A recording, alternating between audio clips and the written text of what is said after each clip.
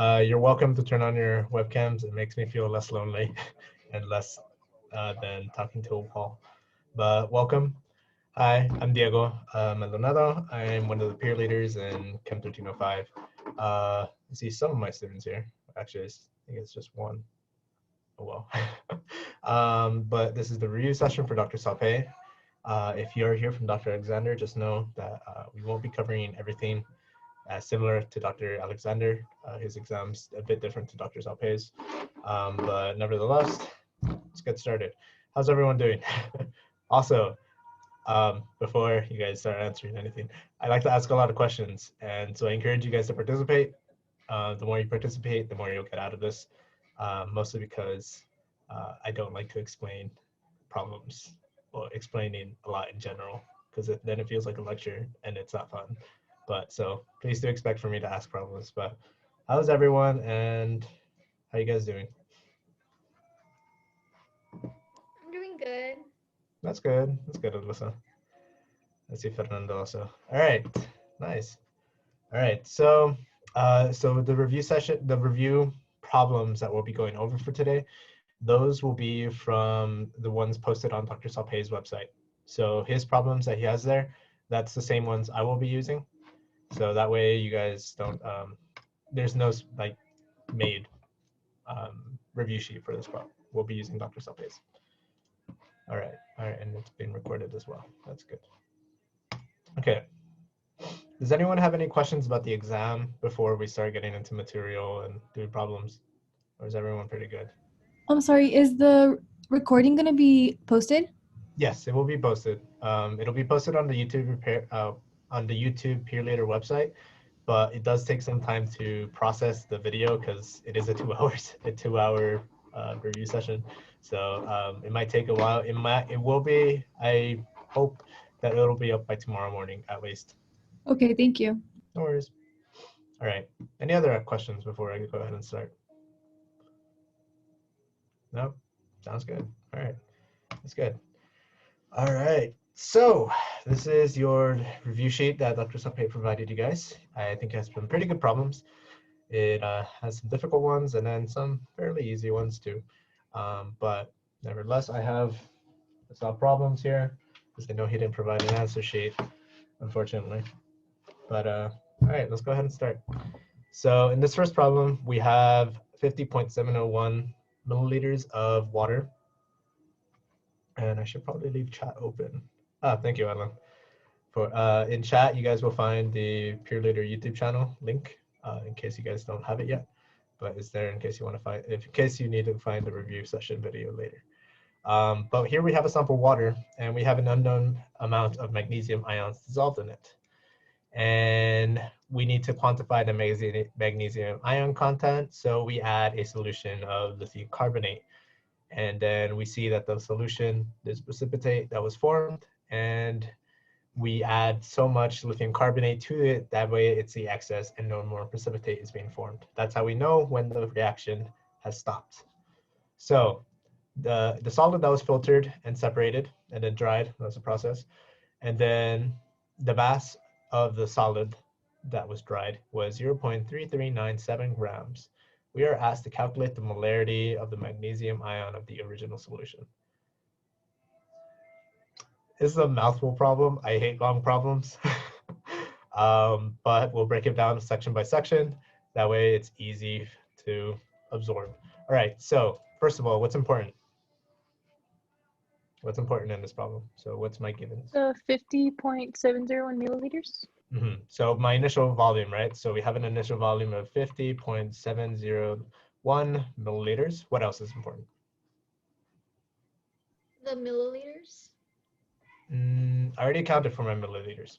Oh, the grams. My bad. I meant the Yes. grams. Yes, the grams. I think you meant that one. I don't know why I said milliliters. I mean grams. You're good.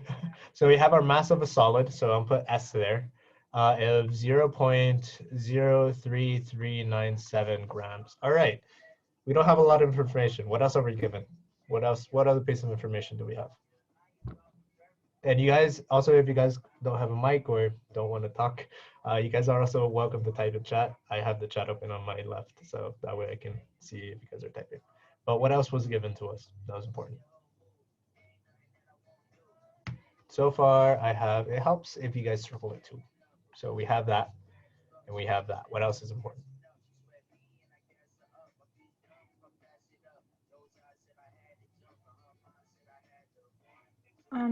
I guess the magnesium would be important. Yeah, my magnesium is important, right? It's the ions And that the it's in lithium those. carbonate. Yes, and my lithium carbonate. Let me go ahead and make it a bit neater. So we have our magnesium and our lithium. So those are extremely important. So what type of reaction occurs? What type of reaction is present? A precipitate? A precipitation reaction.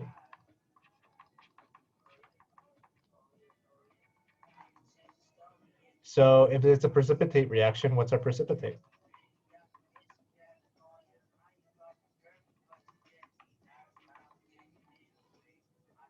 How do we find that? So We would have to write it out, right? And yeah, then we would have to write figure it an out. equation, right? So our equation so far, we have magnesium 2 plus ions plus, what's the formula for lithium carbonate, by the way?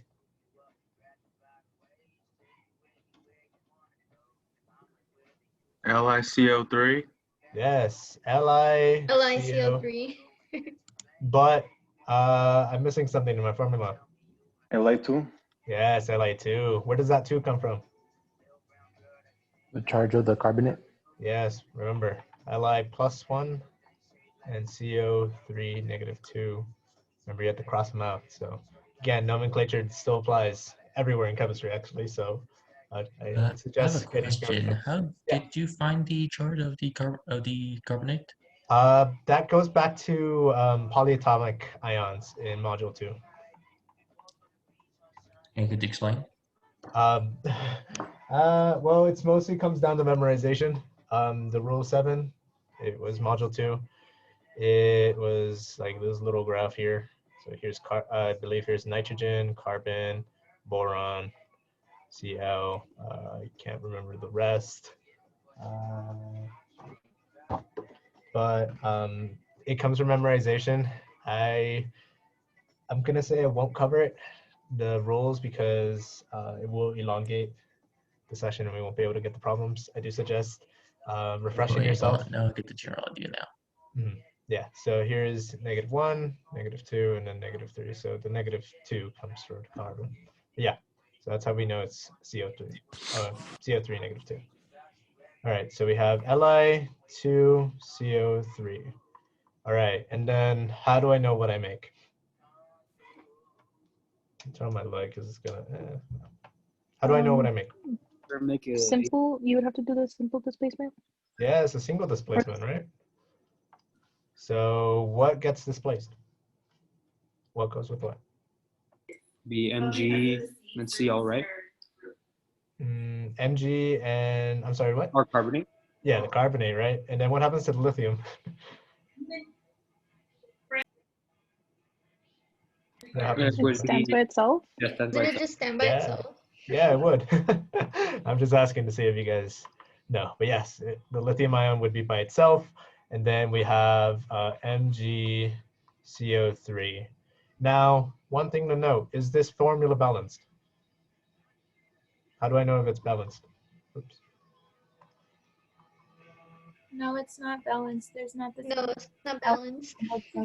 No, oh, my whole equation is not balanced. Yes, you're right about that. But Mg, remember that magnesium has a +2 and CO3 has a 2. So is this formula balanced? Yes. Yes, it is. Wait, quick question. Does it matter? Does it put the magnesium? Like, because you put lithium first. Oh, does it so matter you mean, order what if I wrote you it put it, or- like, so I think you meant like, what if I write it like MgCO3 plus lithium? Do you mean like this? Is that what you meant? Yeah, like doesn't matter. Doesn't matter. No, Like, the what you position write doesn't for, really but, matter. Yeah, I mean, okay. yeah, doesn't really affect it much. No, yeah, it doesn't matter in this case. But do watch out that make sure your formulas are balanced. Right, so we have a precipitate. What is a precipitate? How do I know which is which? Also, I forgot one major thing. I forgot to put my states.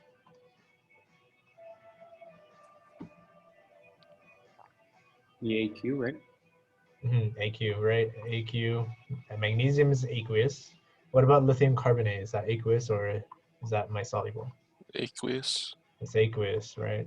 And then magnesium carbonate. Is this aqueous or solid?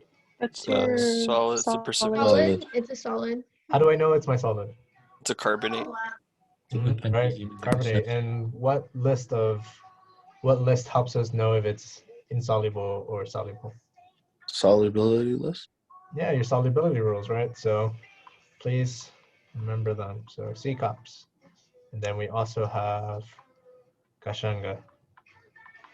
I don't know who came up with this one. I don't know what possessed them to put Kashanga, but or C cups. So I don't know either of these. But yeah. All right. And then lithium, is that aqueous or is that solid? Aqueous? Aqueous. Yeah, it's an aqueous solution. Yeah. All right. So we determined our solid. So the mass of our solid is not a mystery solid now. Now we know it's magnesium carbonate. So MgCO3. There you go. Make that thing that way. Make that thing fine. Okay. First of all, is my equation balanced? No. No, what do I have to do? It is not. What do I have to do in You order have to to make it balance balanced? Oh, Put a 2 in front of the lithium. Yes, put a 2 in front of our lithium. So 2 in front of our lithium. And then what else?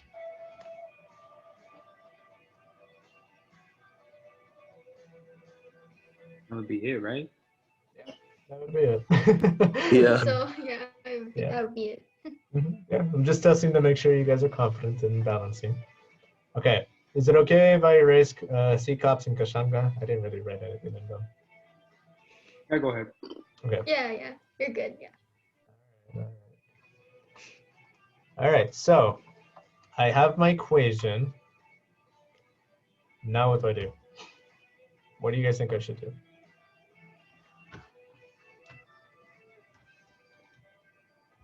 What can the equation help us with? Use the Stoichiometry. Stoichiometry ratio. Yeah, like you need stoichiometry, right? Yes, Cesar, the session is being recorded. And yeah, so we do stoichiometry, right? So how do I do the stoichiometry? What do I use?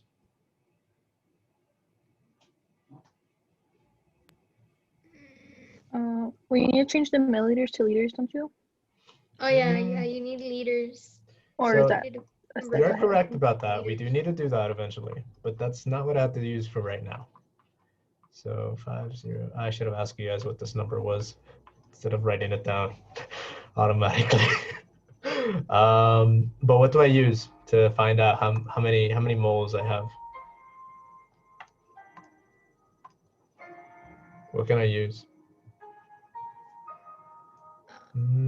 Yes. Look at your chat. Yeah, we would use our grams. So we would use our mass that we have of magnesium carbonate. And what would it convert the mass from magnesium carbonate to? To moles, right? To moles, and then to moles of what? Moles of magnesium carbonate. No? Okay. Wait, no, it's because I think I got, yeah. So let's just do the process. It's easier that way. So 0.03397 grams of magnesium CO3. And then if I want to convert this to moles of magnesium carbonate, what do I have to do? Let's use the molar mass. Yeah, you Molar just mass. by the molar mass. Divide, right? And so my 1 mole of magnesium CO3. And then what's my molar mass? I already have it, but I want you guys to tell me.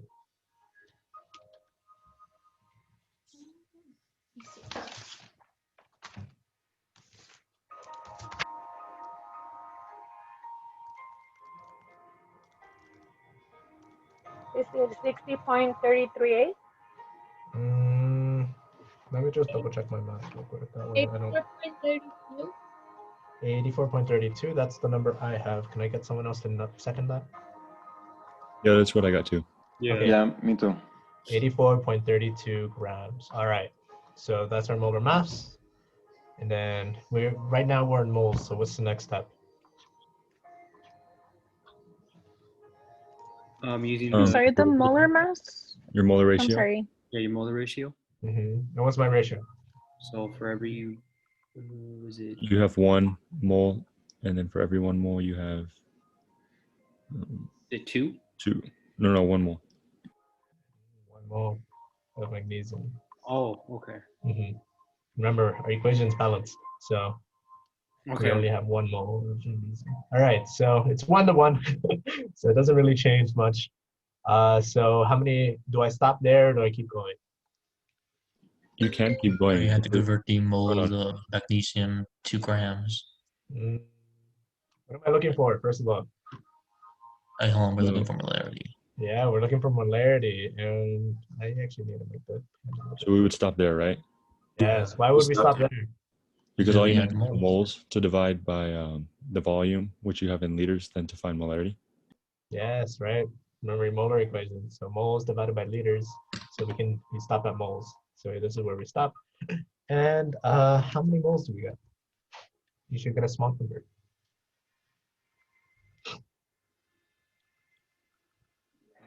4.02 times 10 to the negative 4. That is correct. All right, and then this is moles of Mg2+.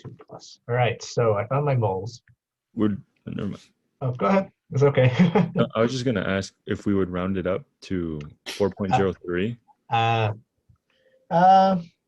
You can, yeah, because I have 0.000400287. So yeah, you can round up. Yeah, that's what I have too. Or would we go by sig figs since there's 4 and 4 sig figs? Just do the full like 4028. All right. So if we're doing sig figs, what would you base it on though? What number? Given number? The given number, right? And how much is our given number have? 4. 4. 4. Okay. 4. So 4029. 4029 times 10 to the negative 4. There you go. That's the corrected sig figs. Okay. Now, what's our next step? To use that number and divide by your liters. We have to divide that number. So we have the 4.029 times 10 to the negative 4. And then we divide this by 0.050701. Okay. And then what number do we get out of this? Would it be 0.0079? Can I get someone to second that?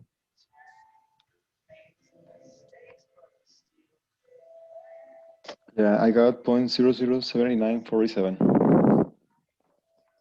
Yeah, I got the same thing too. Yeah, I got it. Okay. Yeah, that's correct. That's your answer. Quite a lengthy process. Any questions before we move on to the next question? So when it I have a question. Oh, okay. Omar, I saw you first. Go ahead. Okay, so when it comes to knowing what to do, so this is pretty much how the exam would look, I guess, to find, that's how you know what type of test you have to do. Sorry if I'm like kind of off, but I'm just trying to figure out like, okay, so it would have the milligrams and then the magnesium and then the carbonate, and that's when you can, that's when you know you have to do this type of process. So there's no set process as to what. It's mostly within the problem itself. Here we saw that we have magnesium ions and then we have lithium carbonate. We saw that also that something was precipitated, right? When something gets formed. That's how we knew it was a precipitation reaction. Right. So if we know it's a precipitation reaction, that means that we have an equation. And then from that, from our reactants, we can determine our products. And then we have our givens, we have our mass of the insoluble, and using that we can retrace our steps back to concentration. So it's more of reading the context clues within the problem. Yeah. Mhm. So I'm assuming like whenever it says like, oh, you're forming something, it's pretty much just precipitate. Yes, it is. Whenever anything's formed, it's always going to be precipitation. That's the keyword. Okay, thank you. All right, no worries. Any other questions? I heard there's another question, I think. With me, I kind of got lost on what, like, I understand how to get molar mass, but what did we use to find the molar mass? If that makes sense. What did Like we in the use to? equation or the yeah. So what did we use to find the molar mass? No, like I get how, but from like what? Does that make sense? So in our problem, it said that we have a dry solid. The solid is a precipitate, right? Oh, okay, yeah, okay. There Yeah. you go. Okay, thank you. There Sorry. you go. No worries, it's okay.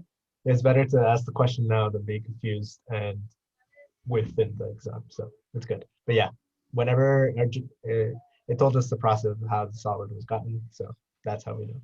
But yeah. All right. Any other questions before we move on? Yeah. So let's say if they gave us they only gave us two known values. So let's say they gave us one more known value. We wouldn't need to do all this, right? And we could just use the M1 V1 equals M2 V2 formula to find, the molarity, right? Well, I don't believe that would apply in this case, because in this case we have a precipitate. We don't have a solution. We don't have two solutions that just form one whole solution at the end. M1 V1 really more later in the study section in the worksheet that uses that equation. I would say it wouldn't apply here because here we have a solid. We have an actual solid that was formed, and it's not, that doesn't fall, that solid, since it's insoluble, it can't be a solution. So M1V1 wouldn't apply this is. Yeah, so it's more like I guess like a limiting reagent type process problem, right? It'd be more, I would say more towards acid, base, and titration type problems. All right. Okay, that's a good question. All right, let's go ahead and move on then. So our second problem. How many grams of iron 3 hydroxide can be obtained by reacting 0.8023 grams of lithium hydroxide and 0.135 grams of iron sulfate? First of all, what type of problem is this? It's a limiting Limiting reagent. reagent? Limiting reagent problem? So it is limiting reagent. Acid base? It's not, we do have a base, you're correct, but is iron 3 sulfate an acid? No. No, right? So it can't be an acid base. What other type of problem have you guys been seeing so far? Or what type of reaction? Is it a double displacement? It is a double displacement. This is the precipitation reaction. How did you know it was a limited reagent problem? A pretty good given, or a pretty good clue that it'll be a limited reagent is we have two masses, and we're asked to find out the mass of one of the products. Okay, thank you. So that's a pretty good way to kind of tell if it's going to be a limited reagent. Let me do that in red actually. Excuse me. Go ahead. On the first problem you did, how did you get just the lithium ion alone? It's displacement. So the way it works is with displacements, remember it's always about, actually it'll be here too, but this is double displacement. So here we have A, B plus C, D, and then this yields, actually let me do it with 1 instead of that. And then C is a plus. We know that this is ionic because typically it happens between ionic compounds. So A is positive and B is negative. How do we know if it's going to be single displacement? Or how do we know who goes with who once the reaction occurs?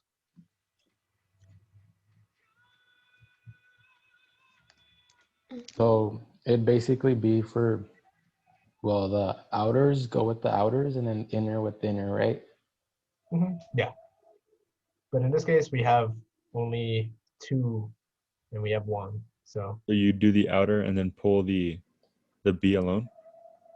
So can a positive and a positive go together?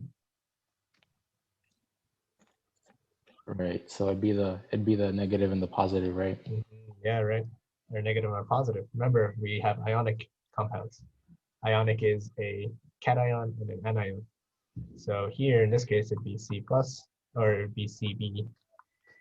Yeah, Cb plus A.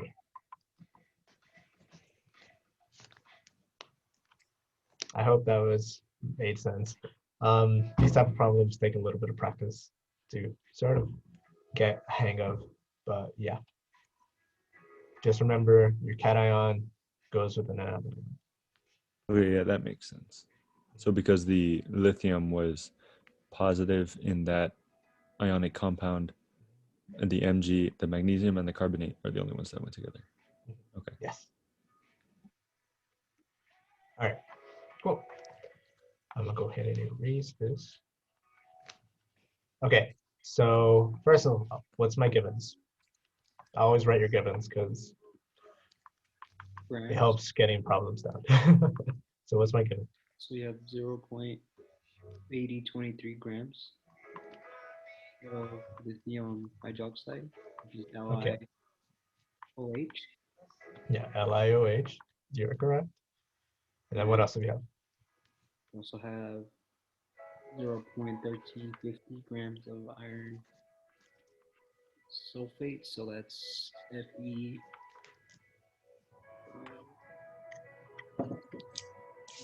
Fe2.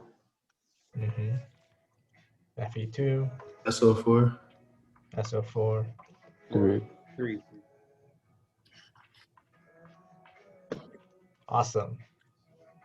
Nice. That is correct. All right, so we have our givens. What is our unknown? What are we looking for? Sorry, I have a quick question. Go ahead. So the F2SO4 3, the 3 is from the F2 charge, right? Yes. So Okay. here, iron 3. So Thank Fe you. plus 3, and then SO4 next. Okay. So actually, I'll leave that because that's important. So what's our known? What are we looking for? Grams of iron 3 hydroxide. Right. And what is that equation? So Fe. FeOH3? Yes, that is correct. Yeah. So we're looking for mass of FeOH3. All right. So we have that. Can we make an equation? Yes. Yeah, we can, right? So we have lithium OH plus Fe2SO4 3. That yields something. I just still don't know what that yields. So how do I know what goes with what, or how do I even know what it yields? So it'd be lithium SO4, and then FeOH. Yeah. Plus, we were also given one of the products in the problem, iron 3 oxide, right? So we have, what is FeOH? Oh wait, you actually already gave me that one. So FeOH3 plus, and what's the other one? Lithium sulfate. Li2SO4. Li2SO4. Awesome. Yes. Li2SO4. Okay. And what else? What's the one major thing whenever we have an equation? We have to balance it. Yes, we have to balance it, right? That's always the thing. So how do I balance this equation? You add, well, Add a 2 on the iron oxide or iron hydroxide. Add a 2 there. add a 3 to the lithium sulfate, and then I'm sorry. Add, what do I add to the lithium? a 3. Yes. And then Odalis. Thank you. Yes. I hope I pronounced your name right. Yes, we do add 6 here. So 6. Here's an invisible 1. 2, and 3. And then just take away the 1. And then what else am I missing about my equation? State that it's in. The state of matter. Oh, the aqueous and okay. So lithium hydroxide, what matters? What state is it in? It's an aqueous. It's an aqueous, yes. FeSO4? Aqueous. Also aqueous, that is correct. FeOH3? That's the S. That's solid. And aqueous. Aqueous. Nice. All right. Whew, that's It's a lot of work. solid, so it's precipitate, right? Like because it's insoluble. Yes, it is. Okay. That's correct. Awesome. All right. So, because it's in group 1, right? so hydroxides. Yeah, well, yeah, it's insoluble because it doesn't have, it's not attached to a group 1. So you're correct about that. But hydroxide, what list does it fall under? In your solubility rules. The insolubles, Yes, hydroxide is typically insoluble, right? with the exception of barium. Yes, barium, and then what else? Which other ones? Group 1 and ammonia. No, not ammonium. Actually, yeah, ammonium, yeah, in group 1. You're correct. Yeah, ammonium. Yeah, in group 1. Iron is not a group 1. It's not ammonium, and it's not barium. So that's why it's insoluble. Okay. What's my next step? What do I do? Now I have an equation. I have masses. I'm trying to find a mass of this little buddy right here. You have to find the limiting reagent. Yeah, we have to find the limiting reagent. That's a pain, but it's unfortunately the process we have to do. So let's go ahead and start with the first one. So 0.8023 grams of lithium hydroxide. What is always the first, or not always, but what is our first step? Go to moles. Molar mass. Our molar mass, we have to convert to moles. So 1 mole of LiOH. What is our molar mass? All right. It's 23.948. You got someone to second that? Yeah, I thought so. All right, yes, that is correct. So it's 23.948 grams. Okay, what's my next step? Then the mole ratio. Molar ratio. What is my ratio? So for every 1. 6 moles of lithium hydroxide. 6 moles of LiOH. Remember, we use our equation for this portion. And then it's going to be 2 moles of iron hydroxide. Moles of FeOH3. Awesome. Honestly, I still get confused on what type of number I should be using. I'm sorry? I'm still like confused on like what type of ratio I should put. Well, the ratio is we always use our equation. So we see we have 6 moles of lithium hydroxide. That gives us 2 moles of iron 2. We have 1 mole of iron 3 sulfate. How many moles of lithium sulfate would we get? So like for example, let's say like for example, lithium hydroxide. That's the one we're originally using with the grams. We have to put it in the bottom. That's like the number we could use in the ratio, right? That, but also, look, are we canceling our units? Oh, yeah. Yes. Canceling our units. We canceled our grams. This is moles of lithium hydroxide. We cancel out with moles of lithium hydroxide. Yeah. Okay. We're left with moles of iron 3 hydroxide. So that's how we know we're doing. I highly urge you guys to start writing which compound you're working with at each step of your little graph or fence. It really kind of guides you. It helps guide you throughout the process. And then what's my next step? Am I done? You're done and you just have to solve it. You're done. Yeah. Can I take it one step further? Yeah, you can go to grams. Oh, we gotta get grams. Yeah. Yeah, let's go ahead and do it to grams. That way we don't have needed to. a gram, so. There's going to be 1 mole. Okay, where do I put my 1 mole? On the bottom. Yeah, on the bottom. 1 mole of, let me do it in red actually. Red contrasts. So red, we have 1 mole of FeOH3. 3. And then what is my mass for that?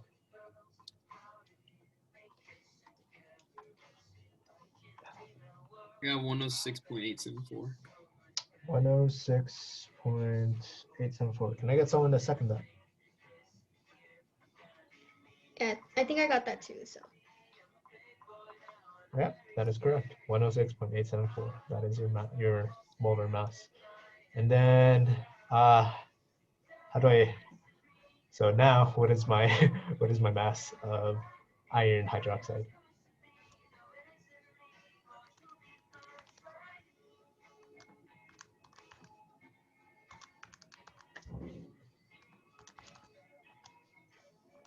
The 106.874, what does it belong to?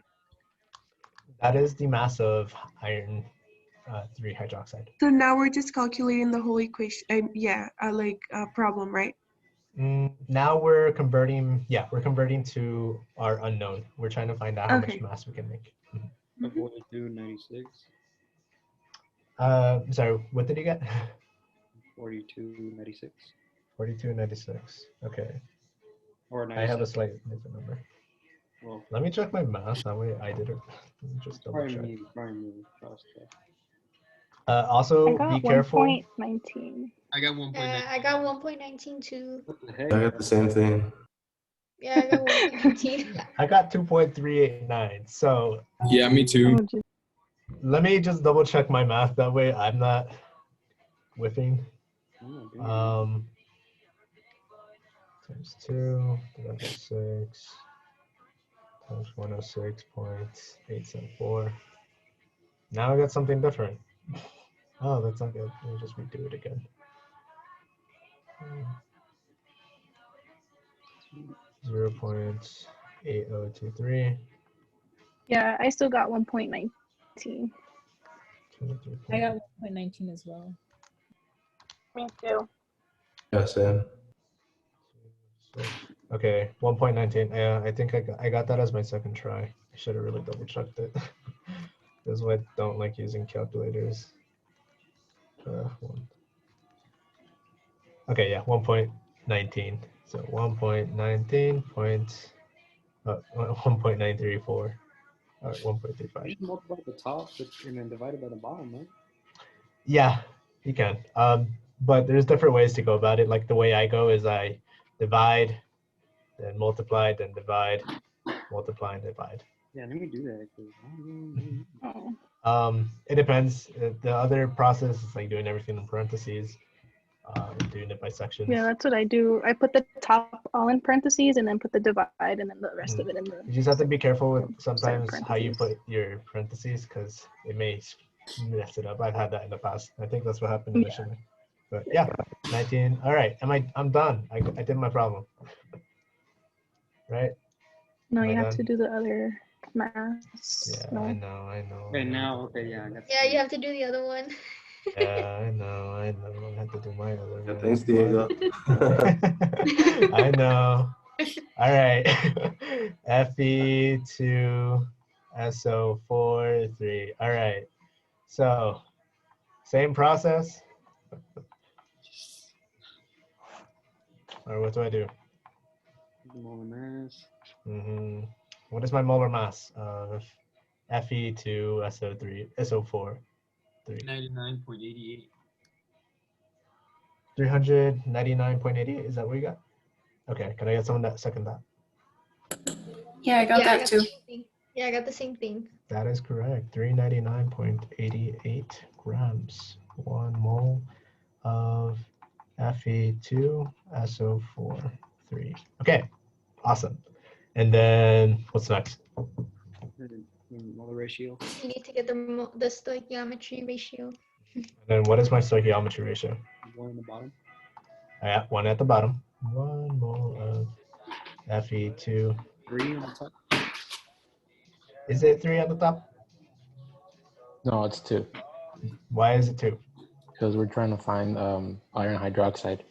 Yeah, right. We're trying to find iron hydroxide. It still remains the same. So if we put a 3 here, we'd be calculating for lithium sulfate. Oh, yeah. We don't need lithium. Where you So, on yeah. the first one, right? You have to do it again in the bottom. Yeah. Whatever you converted to in the top, you also have to convert to in the bottom. So FeOH3. Then we'll take it a step further, and 106.874 grams, 1 mole of FeOH3. Okay. So I completed the rest because we already had that from the section before, right? We used it in the last operation. So what mass do we get? Finish my notes. 0.07216 grams. Okay. Can I get someone to second that? I got that. So I have 0.07216 grams of FeOH3. So that is correct. And this is also FeOH3. Oh, that's not a 3, that's an at.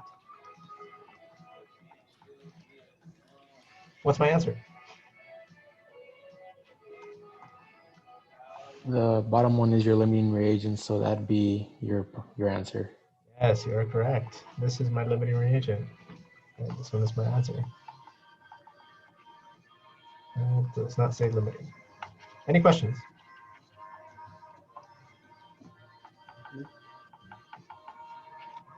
I guess really the only thing, sorry, I'm trying to remember what I was thinking of. It's okay. So do we need to specify that it's a precipitation reaction for the limiting reagent problems? Because I mean, like personally, it helps regardless. I was just wondering, like, if it's something that it's expected on, say, like, well, of some sort. You typically, I would say, once you do your double displacement, and if you see that one of the products is soluble, is insoluble, sorry. If you notice that one of the products is insoluble, then that would be a precipitation reaction. Okay.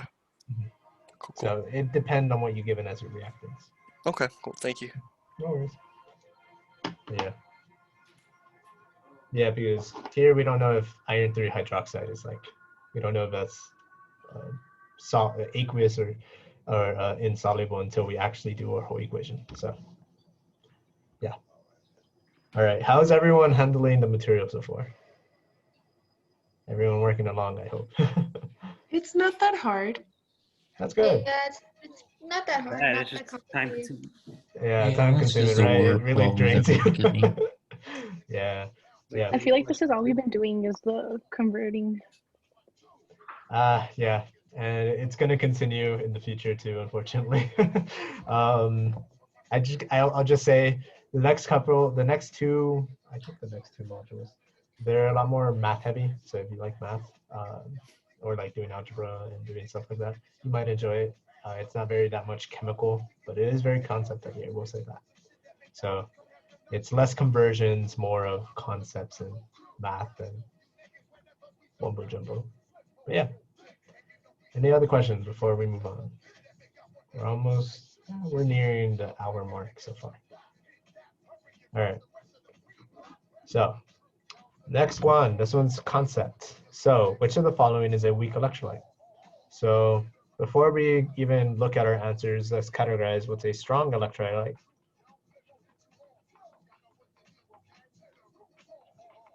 What is a weak electrolyte? A strong electrolyte is hydrochloric acid. Oh, are you asking for definitions or? Yes, definitions. Completely dissociates in water. Okay, so this one completely dissociates. So that's vital. Completely dissociates.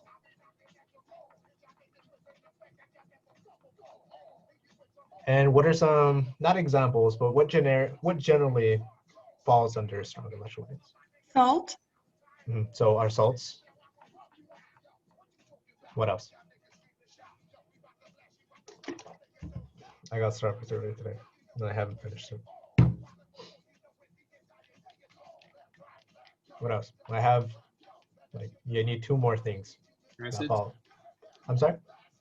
Acids? Acid, but what type of acids? Strong acids. My strong acids, right? So my strong acids. And then what else? If we have strong acids, what's the opposite of acids? Strong bases. Strong bases. Yes. Strong bases. Awesome. And then shoot, there's like no space anywhere. Dang. What generally falls under weak electrolyte? Or what's the definition, first of all? Semi-dissociates. Yeah, They sort of. partially dissociate? Yeah, partially dissociates, right? So so partially dissociates. And I have no idea if I'm spelling this correctly, but partially dissociates. And what generally falls under these types of electrolytes? So over here we have strong acids, strong bases. What would constitute as a weak electrolyte? Weak acids and Weak acids and weak bases. Yeah, so weak acids, weak bases. And then what's an example of a weak base? Water? Would it be water? I'm not sure of water actually. No, well, I'm not sure actually. I don't think water falls under, because it's typically it has to dissociate in water. So it really smells bad. I think it smells bad. Unless that's the other one. Ammonia? Ammonium. Yeah, ammonium falls typically. Ammonium typically falls under a weak base. And then what is a non-electrolyte? Definition. Doesn't dissociate. Yeah, it doesn't dissociate at all, right? Just doesn't want to do it. It's lazy like me. I should be studying, but I don't. Doesn't dissociate. And then, but I'm happy because you guys are here studying. So that's good. All right, and then what's an example of a non-electrolyte? Glucose. Glucose, that's a good one, yes. Glucose. I'm trying to remember any other ones. Is there any other ones that anyone else remembers? Methanol? Methanol. Not sure. I'm not sure. I would have to ask our other peer leader. He knows probably a lot more. Methanol doesn't, since methanol can technically deprotonate, then it's not a non-electrolyte. Be considered a weak electrolyte. Okay, thank you, Helen. I wasn't completely sure. All right, we'll stick with glucose. That's a good example. All right. Oh, nice. I have my list here. Okay. So, dang, can I write over here? No, I can't. Oof. All right. Do you guys have your lists of strong acids, weak acids, strong bases, weak bases, by the way? Yeah, I got some. Okay. If you guys don't, it's in your workbook, or at least the strong acids, strong bases. It's on page 123 and page 124. That's where you can find them. Page 123 and 124. That's where you can find your strong electrolyte and bases. If you need like more room, I think you can like zoom in that whole page. Using that arrow or that minus and plus sign on the top. Right? No? No, because I still write at the same size. Okay. All right, I think I could actually, can I add a page? I don't think I can add a page. Do you know where we could find a list of strong and weak electrolytes? Actually, I have a list here of my notes, so I'll just make it down here. So strong acids. So what are some of your strong acids? I think Dr. Saupe has a PowerPoint with all that also. It's on Okay. 123 on the workbook. It'd be nitric acid. Strong acid would be sulfuric acid. Yeah. So nitric, sulfuric, yeah. You guys could also have like LaCl. This is also a salt, lithium chloride. Oh no, I mean Na. Oh wait, no, never mind. No, I see what you're saying. Never mind.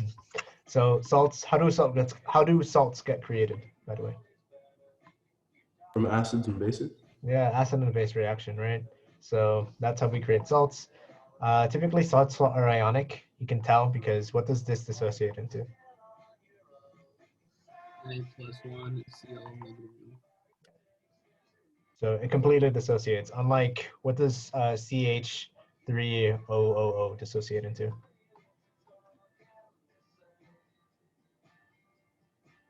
CH3CO and then OH? Yep. Oh, not OH, sorry. CHOO H. negative plus H plus. Yeah. So because of this little sucker here, that's not completely dissociated. So that's why it's a weak acid. So yeah, our answer in this case would be B. Also, when we do go back to live classes, I recommend that you guys write your answers or whatever your answer choice was on the side. It makes it super fast to go through the, well, it make like, if you guys don't fill out the bubbles like as you answer, it'll help out. But yeah, I recommend putting the answers next to the side. All right, a strong electrolyte. So what am I looking for? Strong acid or strong base? Strong acid or base, and then also a salt. So H2O. No, it's water, right? Electrolytes dissociate in water, so we can't do that. CHO, CH3OH. What is this? I feel like it's a weak electrolyte. Yes, it is weak. This is a weak electrolyte. This is a weak base, actually. Whenever you guys see OH, typically it's a good sign. It's a sign that it's a base, so OH is pretty good. But CH3 plus, it's not in one of our lists either. So CH3, that's a weak base, so we can count that one out. What about this one? Methanol. So a weak base. This is also a weak base. HF? I think that's it. What It's is gotta be HF? strong. It's hydrofluoric acid, right? It's an acid, yes, but is it in one of our lists? Nah, it's not on my list. Yeah, it's a weak acid. And then NaF. What is this? That's a salt, right? Yep, it is a salt. Because it associates into Na ions and fluorine ions. So yeah, E. So E is our answer here. Any questions so far? Before we move on. Okay. So our next question, based on solubility rules, which of the following will occur if solutions CuSO4 and BaCl aqueous are mixed? So first of all, what type of problem is this? Precipitate. Yes, this is a precipitation reaction. Precipitate reaction. Sorry if my handwriting is so bad. But yes, you are correct. If I remember correctly, barium and sulfate would be insoluble. And sulfate are okay. So before we start jumping ahead into the reaction, so CuSO4. So SO4 under which list does SO4 fall under? It's under solubility. It's under solubility, and what makes it insoluble? Calcium, barium, strontium, mercury, silver, and lead. Yes, thank you. All right, and this reaction, who are we pairing? Who goes with whom? The double displacement, right? Yes, you are correct. It is a double So it's displacement. Cu with Ci. Cl. Or Cl, Ba with this salt. So we have Ba, SO4. Go ahead, sorry. Okay, before I do anything else, are my formulas correct? So you add a No. Back of it too. I mean, a 2 at the back of the SEO. Yes, you're correct. How do I know Cu has a +2 charge? Because there's no charge on CuSO4. Yeah, right. Over here it's balanced, right? There's no subscripts. So it's balanced. So SO4 has a charge of -2. That means Cu has a charge of +2. Awesome. Okay. And then this one is correct too. Okay. Next, we have an equation. Do we need to really balance it in this case? No, Why not? because we're just looking at the solubility and insolubility of the. Yeah, we're just looking to see if anything happens, right? We don't have any equations to work with or any givens, right? So what is the precipitate? BaSO4. Yeah, BaSO4. What was one of the exceptions for sulfate? Barium. Barium, and it's paired with barium, so it makes it insoluble. Okay, so out of all my answers, is A correct? No. No, No. right? Which ones can I already eliminate? B and E. B and D. Yeah, basically all of them, right? And C is our last answer. Let's just check it to make sure it's correct and the professor didn't make any mistakes. BaSO4 is a precipitate. That is correct. Cu and C are the spectator ions. How do we know that's correct? You do your net ionic equation. Yeah, you can do your net ionic equation and you'll see that copper and chloride don't have anything to do in forming the insoluble. So yeah, so C is the correct answer. Any questions? No, I don't think so. I have Oh, a I'm question. sorry. Oh, yes, go ahead. How do you know when it's a precipitate? Well, it based off the reaction, the solubility rules. So if it's soluble, it will be precipitation. The precipitate. No, if it's insoluble. Insoluble. Okay. If something's insoluble, a precipitate will be formed. Okay. I have a quick question. Go ahead. Do you think we're gonna have any different problems at the ones that are in the review? Dr. Saupe, yeah. You might have some Yeah. tougher, a little bit, maybe a bit more tougher ones. Maybe some you have to do a little bit more thinking on. Okay. But it'll still be covering all this material. Okay. Okay. Next one, oxidation rules. How many of you guys have gone over oxidation rules already? In your workshop, sorry. All right, For so me, we did it today. yeah. How did you guys find it? How do you guys feel about I oxidation? honestly don't like it. It's really difficult and confusing. I agree. I was like that at the beginning too. I really did not like oxidation rules. Also, it didn't help that I would always fall asleep in lecture and I wouldn't really pay attention. So that didn't help me when I took Chem 1, like the first time I took it. But a lot of it deals with just remembering the rules. If you remember your rules and how to assign oxidation numbers, you'll be perfectly fine. After that, you guys can see, and we'll show you some tips on here. Oh, if we don't have any problems with that actually. Shoot. Okay. Okay, for this first one, it's assigning oxidation numbers. So we're not doing any redox reactions. So we have RbSO3, and we are asked to give the correct oxidation numbers. And so first off, how do we start assigning? How do I assign my oxidation numbers? RB2SO3. Oh yeah, sorry, thank you. I didn't realize that. Yes, thank you. RB2SO3, that's important. Yeah, actually let me write it over here on the side. RB2SO3. Okay, so I don't know what page it's on. Your oxidation rule. It's 150. Okay, thank you. 150. On page 150 are your oxidation rules.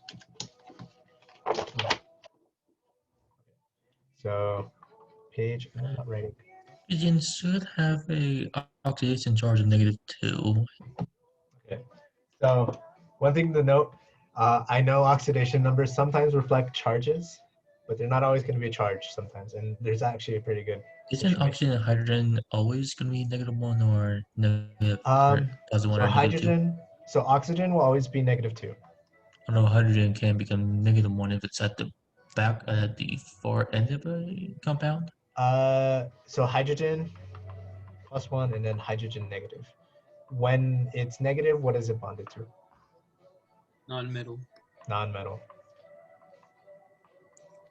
And then when it's positive, what is it bonded to? Actually, it's the other way around. When it's Metal. negative, it's bonded with a Oh, metal. yeah, sorry, thank you. Oh yeah. It's the other way around. Sorry, I had it also confused. I haven't refreshed on oxidation rules and I have workshop tomorrow. So yes, non-metal, if it's with it'll be positive, and then metal with a negative.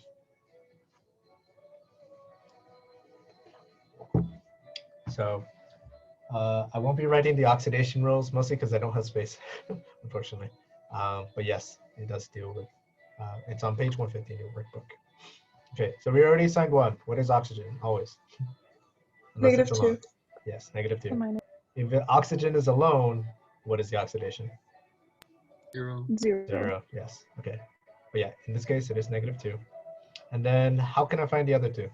So since the O is a -2, we can look at RB, and RB has a +1 charge. So -2 + 1 is -1. So then S could be 1. So they can all cancel out and become neutralized. If that makes So, sense. not entirely. That's So why you I would said equal it to 0, right? I'm sorry? You would equal it to 0 and find X, right? Yes, you are correct. No. So remember that oxidation numbers aren't charges. That's the major thing that you need to stop thinking or stop associating with. I know it looks like charges, but they're not. Oxidation numbers are numbers and they tell the oxidation state of the element. In this case, RbSO3, does it have a charge, this molecule as a whole? No. No, right? So whenever it doesn't have a charge, what does the sum of our oxidation numbers equal? 0. 0. 0, yes, you're correct. So now we know that. And then I don't know who said it. I'm sorry, there's a lot of you. But you said something about solving for X, right? What are we solving for? Or for which elements are we solving for?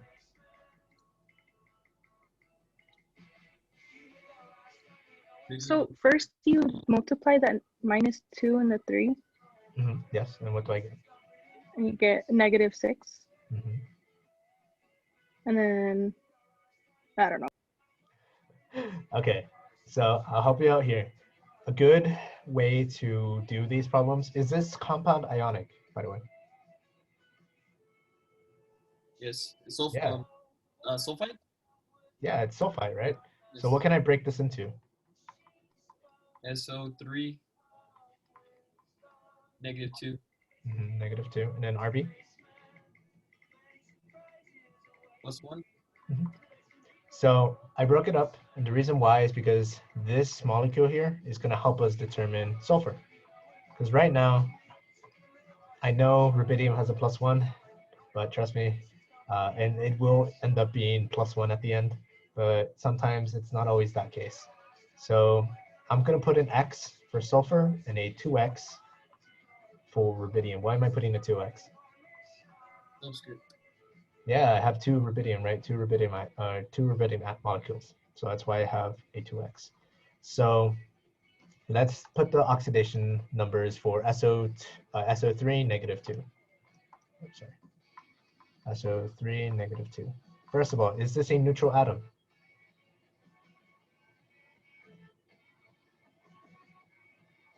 That's equals to -2. Yeah. What my sum is going to equal to -2. Why does it equal -2? Because at the charge of sulfate. Yeah, of sulfite. So in your rules, at the bottom of your little graph or your rule sheet, little graph, there's a section that says other rules. One of them states sulfuric acid. The sum of the oxidation numbers for an ion or complex ion is equal to the charge of the ion. So in this case, sulfite has a charge of -2. That means our sum is going to equal to -2. I'm going to do the oxidation numbers in red. So what is the oxidation number for oxygen? -2. -2. So if I have my total oxidations down here, what is that equal to? -6. Then what am I going to put for sulfur? If it balances to -2, you need sulfur need to be +4. Yeah, right. If I want to get to -2, I need a sulfur basically for x. So put in x for sulfur because that's the one we're trying to find, right? So, and then I think Noah said it. So no, x is equal to +4, right? And to turn it to 0, rubidium will have to be a +2. Hold on, I think you're getting a little bit too ahead. Right, So we already did this on a piece of paper. Okay, yeah, no worries, it's okay. So we found out sulfur was a +4. +4. So down here we put a 4, and then we solve for x. Again, we're solving for rubidium. So 2x equals to 2. And then what's my x equal to? 1. Yeah, x is equal to 1. Yeah, so +1. And that's my oxidation numbers. I'm pretty sure some of you have quite a few questions, but what ended up being our answer over here?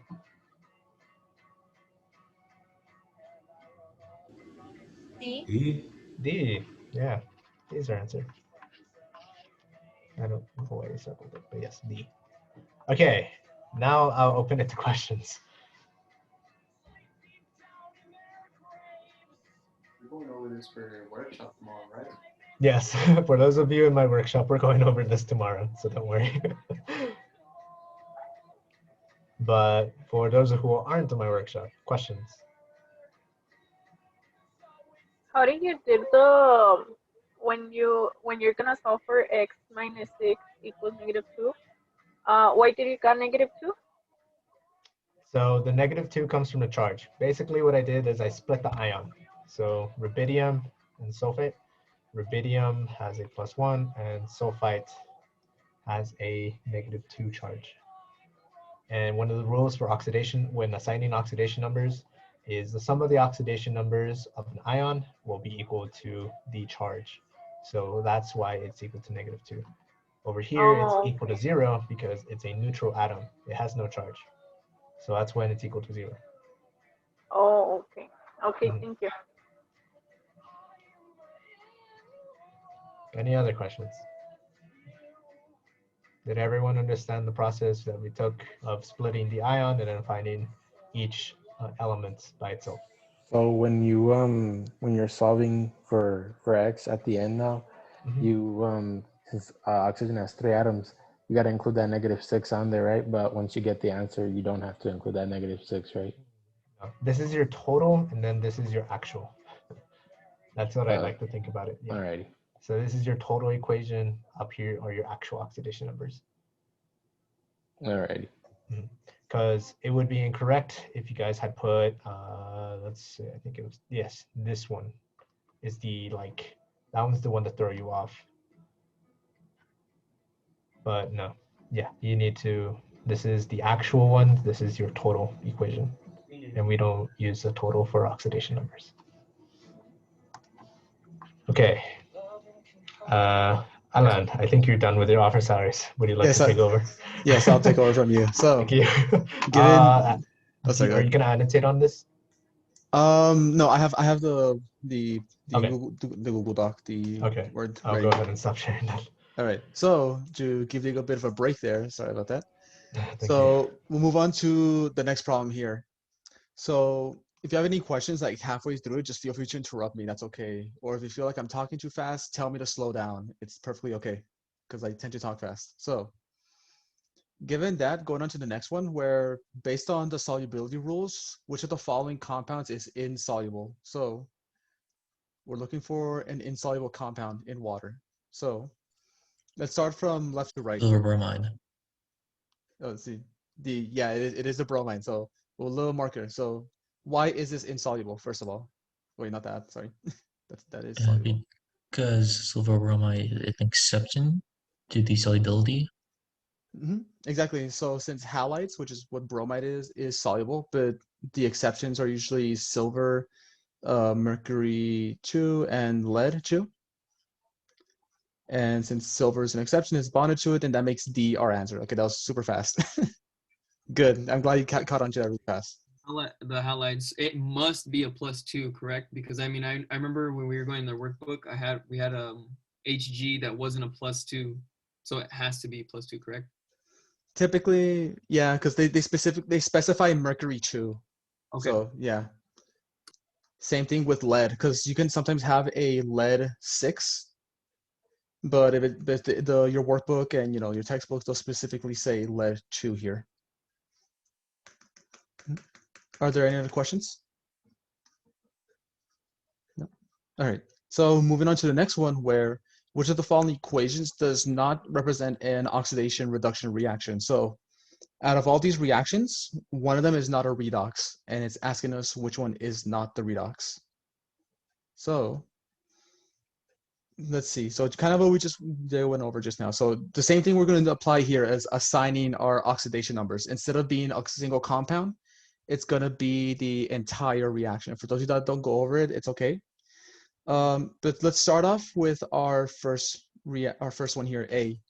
So we have 2 aluminum plus 6 HCl's to make H2 plus 2. I was going to put it right there. A aluminum chlorides or aluminum 3 chlorides. Well, it's just aluminum. Sorry, my bad. So let's start off like how we assign oxidation numbers in the problem before to each compound within the reaction, first of all. So we have aluminum by itself. What would be its oxidation number? 0. Exactly, it would be 0 since it's by itself. And we're going over to hydrochloric acid. So how would I assign its oxidation numbers here? Any ideas?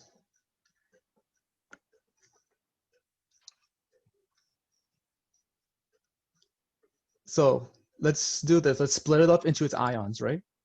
So what ions does HCl split up into? Hydrogen. H and Cl. H and Cl, right? And what are their associated charges? Plus and minus. So we have a +1 and a -1. So there is a rule in your little chart that says atoms that can be dissociated into one atom ion, so not a polyatomic ion, their oxidation number will equal to their charge. So if that's the case, what would be the oxidation number for hydrogen within hydrochloric acid? 1 plus 1. It would be +1. And if that's the case, what would be for the oxidation number for chloride? -1. Perfect, -1 right there. So we've Can done I our. also say something? Yeah, go ahead. Also, what is hydrogen bonded to? A non-metal. A non-metal, right? And when hydrogen is bonded to a non-metal, what is its oxidation state? +1. So that's another way you can tell. Exactly, perfect. So moving on to our product side, we have H2 gas. So what would be its oxidation number here? 0. Exactly, since it's by itself or bonded to itself technically, its oxidation state or number would be 0. So let's move on here. This little poorly drawn Al, that's aluminum. So we have aluminum chloride. So going off on the logic we just went off just now, if we were to split it up into its 2 ions, what would they be? AlCl. Al and Cl. So what is the charge of aluminum as an ion? +3. It would be +3. And what about my chloride? -1. Or -1. Yeah, same thing, right? So that's the case. What will be my oxidation number for aluminum? Would it be +3? It would be. Since it's an atom that is only a 1 atom ion, then the charge would be equal to its oxidation state. So it's +3. And what would be for Cl? Would it be -3? Not -3, remember. Well, -3 is its total, because since there's 3 chlorides, and its total would be -3. So remember, its charge of a 1 atom ion is equal to the oxidation number. So in this case, if chloride is a 1 atom ion and its charge is -1, what would be its oxidation state? -1. It would be -1 as well. Perfect. So I can see where you got -3, but remember, it's -3 as a total because there's 3 chlorides in there. Okay, thank you. You're welcome. So all it's left to do, so for those of you that have maybe barely gone over oxidation and reduction, what does it mean whenever you oxidize, first of all? You lose electrons. Yeah, exactly. You And reduction lose. when you gain electrons. Yeah, oxidation is when you lose electrons, and reduction is when you gain electrons. Because remember, it sounds like the opposite, which is weird, but it makes sense if you think of their charges, where reduction, your charge gets reduced. So from a neutral to a negative, or even from a positive to a neutral. Because remember, electrons, since they're negatively charged, you're going to lower the charge on an atom that you give it to, and you're going to raise your charge on an atom that you take them away, because you're taking away negativity. So here, we look at compared our atoms from our reactants to our products to see if their oxidation numbers went higher or lower. So let's start with aluminum. So we see that aluminum here goes from a 0 to a +3. So what does that mean? It Includes 3 electrons. lost negativity. Exactly. It lost electrons, right? It lost its negativity. So aluminum's been oxidized. And so let's look at the rest of our atoms. We see that hydrogen went from a +1 to a 0. So what does that mean? Gained an electron. Perfect. It gained electron, so that got reduced. But the problem here is stating to find an equation that does not represent a redox reaction, meaning no atom must change its oxidation state, no matter what, from reactants to products. So in this case, we can safely cross out A, and we can focus on the other problems. So let's go with B, where we have 2H2O to become 2H2 plus O2. So let's start off with H2O, right? So how can I find the oxidation state for my hydrogen and oxygen?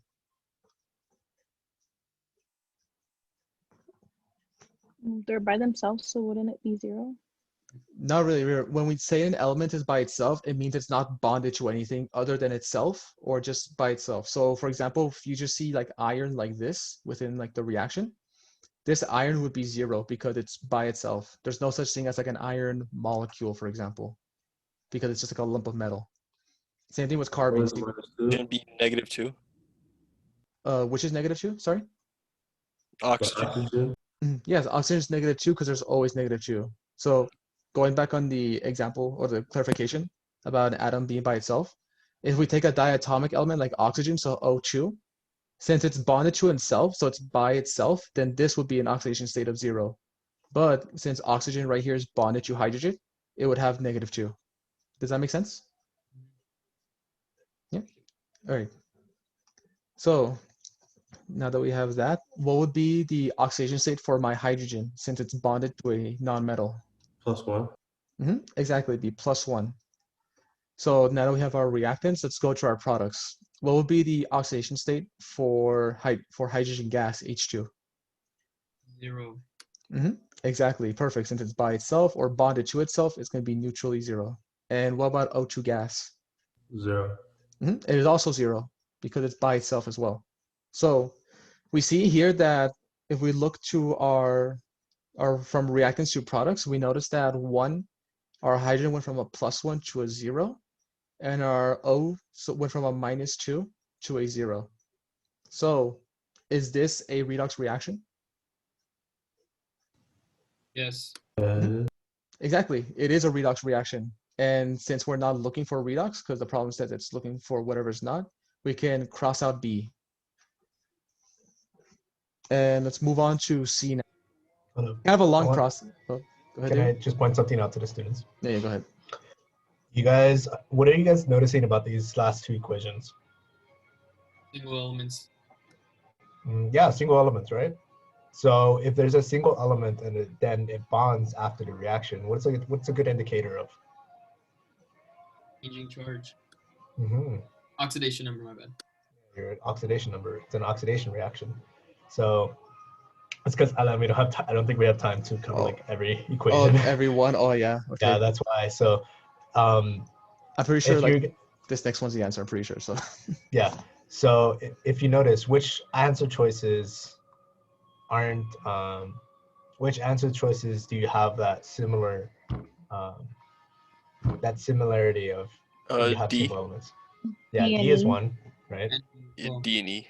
D and E, right? So what does that eliminate? What does that leave you with? C. And why is it C? Because you can't just put C because, oh, it doesn't have anything, because it may, just in case. But Alan, I'll let you cover that actually. yeah. So let's cover C. Not that we're just canceling out D and E since we see this trend, right? We see it goes from an ion to neutral and an ion to neutral as well. So let's cover C real quick. So what would be my oxidation numbers for sodium and calcium, sodium and chloride? +1, -1. Exactly, +1 and -1. Now, here I have lead to nitrate. What would be my oxidation numbers in this case? Well, let's do what Diego did before and split it off into its ions, right? So quickly we have lead 2, so it's Pb +2, and then nitrate, just NO3 -1, because all nitrates have a -1. So seeing as lead is a single atom ion, and its charge being equal to oxidation number, what would be its oxidation number? +2. Exactly, +2. So we have lead right now. So now let's focus on the nitrate. Is there an atom in here that we know for certain its oxidation state? The oxygen, right? The oxygen would be Always -2. -2. Exactly, oxygen would be -2 since that's always going to be -2. So since we know oxygen 2, but we don't know nitrogen, we need to solve for nitrogen. So we'll call that X. So how can we solve for X of nitrogen? -3 times 1. And then since you're going to have a negative charge, you just do 1 less positive. So -3 plus 1 times 1, exactly. Because so kind of explain that. If remember back where we see that the ion charge is equal to its oxidation state, so this whole nitrate is -1, meaning the sum of our atoms must equal to -1. So, and the reason we have -3 is because we have 3 -1s. I mean, no, my bad. Let me fix that. Sorry. So since oxygen is -2, and there's 3 of them, we need to multiply them together to get our total oxidation number, which in this case would be -6. And we need to add it to our nitrogen because that needs to be our sum of -1. In this case, nitrogen is X. So we have -1 is equal to -6 plus X. So what would I get if I were to solve for X?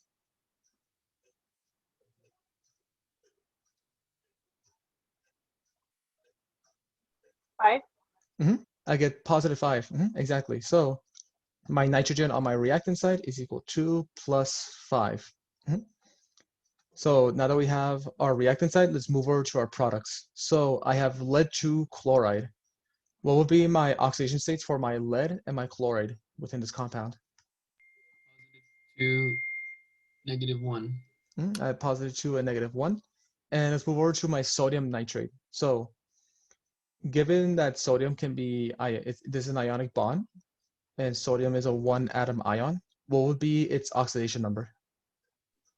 +1. Perfect. It'd be +1, right?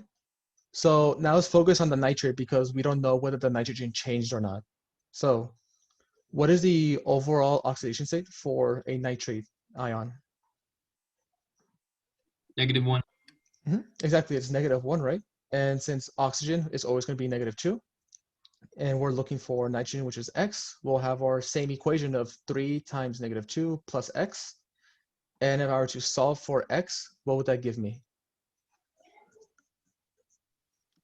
5. 5 plus 5. Exactly, it gives me +5. So we now know that's the same, right? So our nitrogen on our product side is +5. So if we were to check our reactants to products, we notice that sodium went from +1, stayed as a +1. Our chlorine went from -1 to -1. Lead from +2 to +2. nitrogen from +5 to +5, oxygen to -2 to -2. So nothing has changed. Their oxidation numbers for each atom stayed the same, meaning a redox reaction did not happen. So if that's the case, that means that C is our answer, is our correct answer. Are there any questions or any concerns so far about how we got here? And yeah, I do have one small question about number E. Oh, like, do you have a question about E? Yeah, I was trying to do copper nitrate. I was wondering how that two would affect it on the nitrate. This is the charge. Well, the charge of the zinc, meaning there's 2 nitrates. If I remember correctly, you have to divide the oxidation by the. I see what you mean. So remember, whenever you're focusing on finding like a charge, so in this case, let's go with zinc nitrate or zinc 2 nitrate. So remember that this whole nitrate by itself is -1, meaning if we're just isolating the nitrate, we're not focusing on the zinc, meaning we're not going to focus on this 2 here, because this is just telling us how many nitrates we need to balance out with 1 zinc 2 ion. Oh, so we just don't focus on the 2, which is. Okay, so we just don't ignore the 2, and Yeah, you would ignore any subscripts that are here because this is what contributes to your total oxidation state. Because in the end, whatever you get from here will be multiplied by 2, but it's going to be the same because you want to just stick to your actual oxidation number. Okay, I was wondering about that. Okay, thank you for clarifying.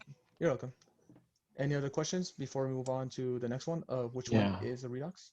So you said a trend. I believe Diego referred a trend.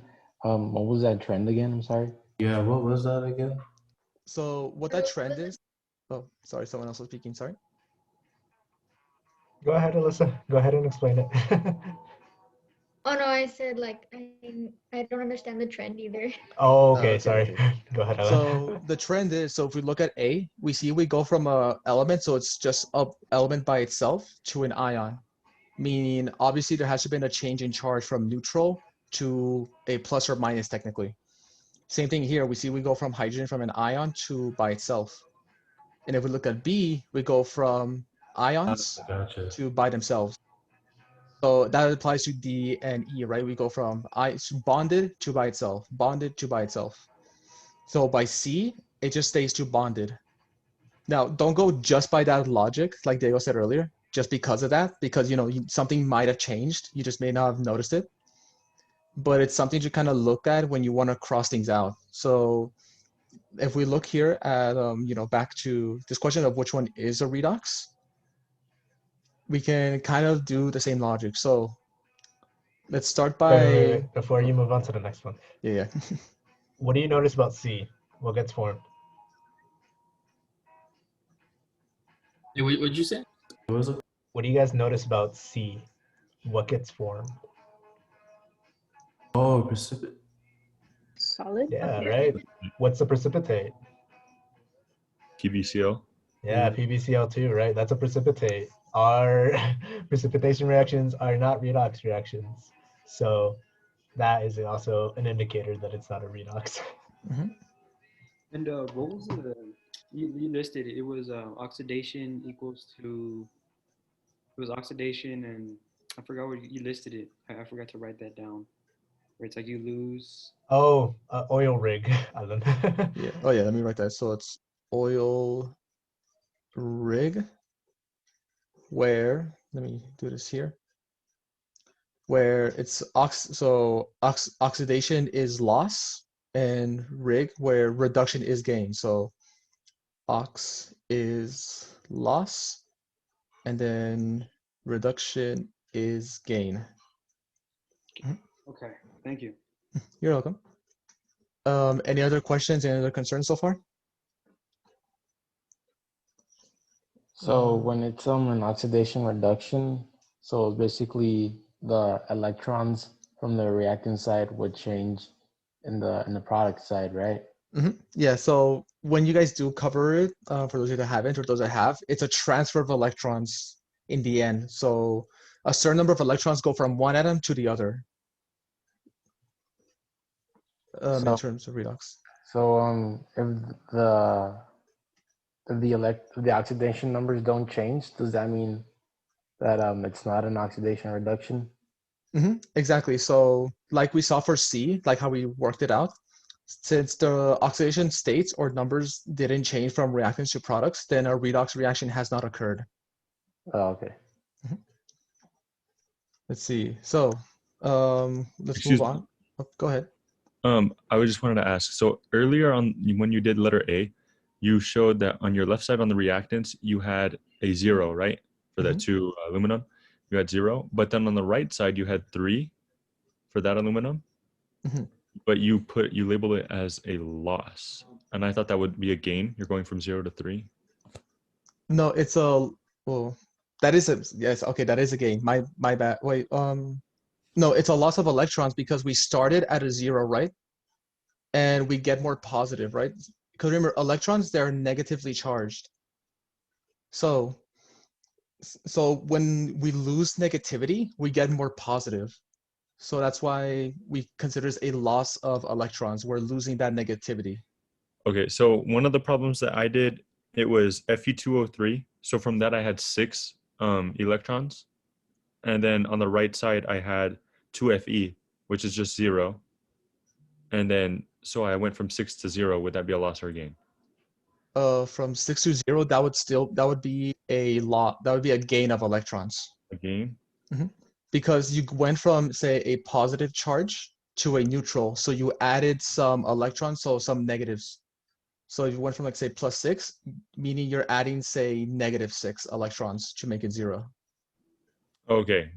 When we were taught in our workshop, they had taught us backwards.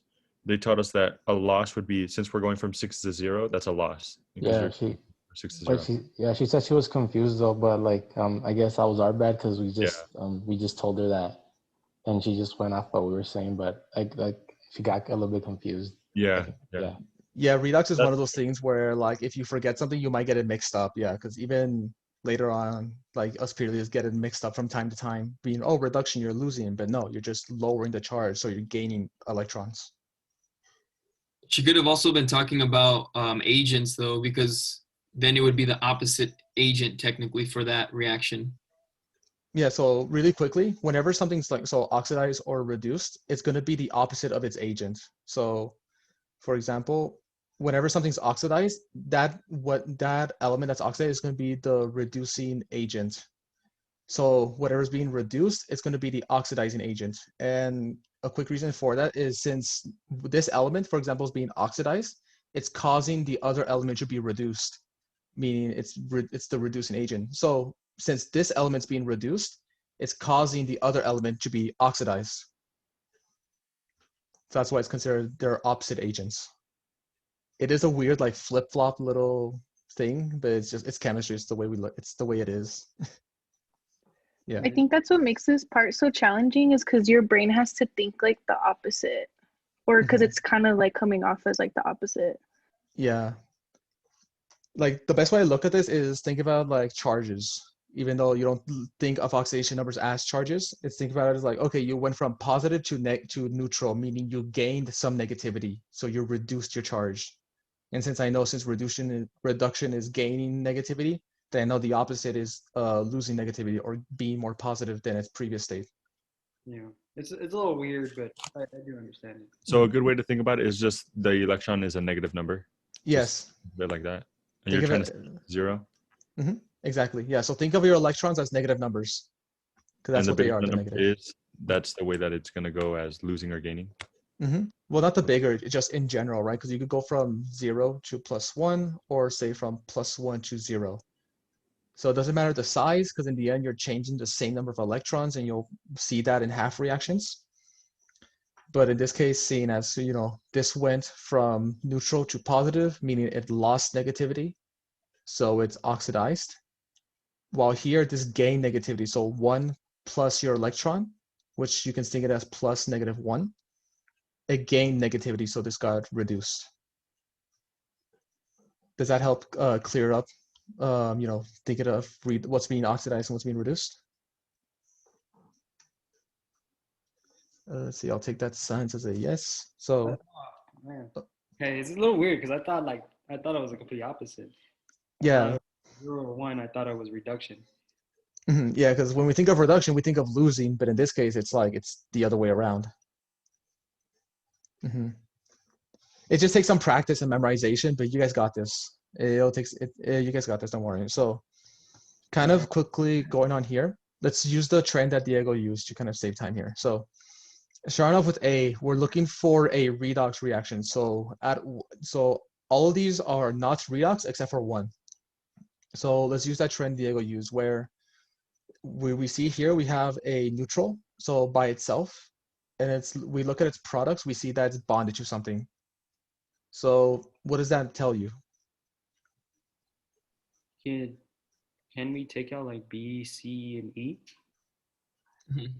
Let's see. So if we take out, so let's look at a B right now. So we could cross out A because we see we go from a 0 to an ion. So we know that it gained or reduced. So this aluminum goes from, since this aluminum is by itself, it'll be 0. And its product side, it's bonded to something, meaning it's an ion. Because this is an ionic bond, you have your metal, non-metal. We're looking for a redox reaction. Yeah. So right? No, yeah, I'm saying like this is why we're canceling out A, just because I see like some people might be confused. No, I thought A is a redox reaction. Yeah, A is that. Oh, it is. Oh my God, sorry, I was still stuck being like, okay, we're not looking for the redox. Yeah, okay, so Yeah, I was like, why are you crossing on that? that's my bad. Sorry. Yeah, I guess that's why I confused you guys. Sorry. So yeah, so we can say that A is the redox, right? So if we double check the rest, we notice here, if you remember what Diego said, we have a participant. We have a precipitate. So what does that mean? That it's There's no redox reaction. Exactly, no redox. We cancel B, and someone said to cancel out C as well, seeing as we just have everything bonded to each other. And then D and E, we notice that we go from ions to bonded, which just kind of means the same thing. They're still charged. And then over here we see ions to ions. So we can follow that sort of trend and cross those out and have A. But then again, when we're just gonna skip this part because for the sake of time. But don't just do that trend by itself and think it's gonna be okay. Like you have the right answer. Always double check. So assign your oxidation numbers to the ones that you think you ruled out. Yeah. So my recommendation, like we know it's not D and E because we don't have any of them going from being in elemental form going to an ionic form.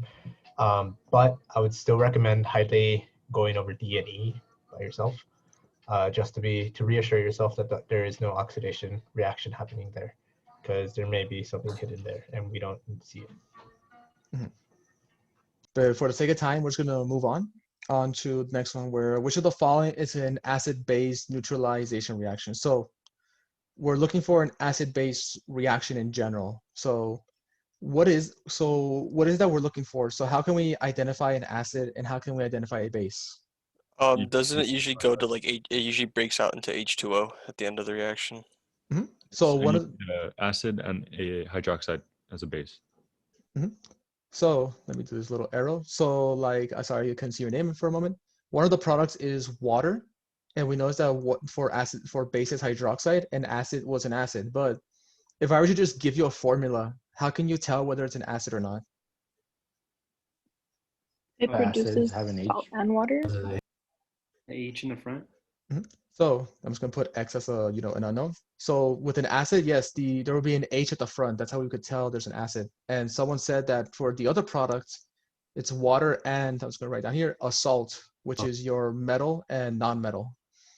So out of all of these reactions, which one has an acid with an H in the front, a hydroxide at the end, and it makes your salt and water?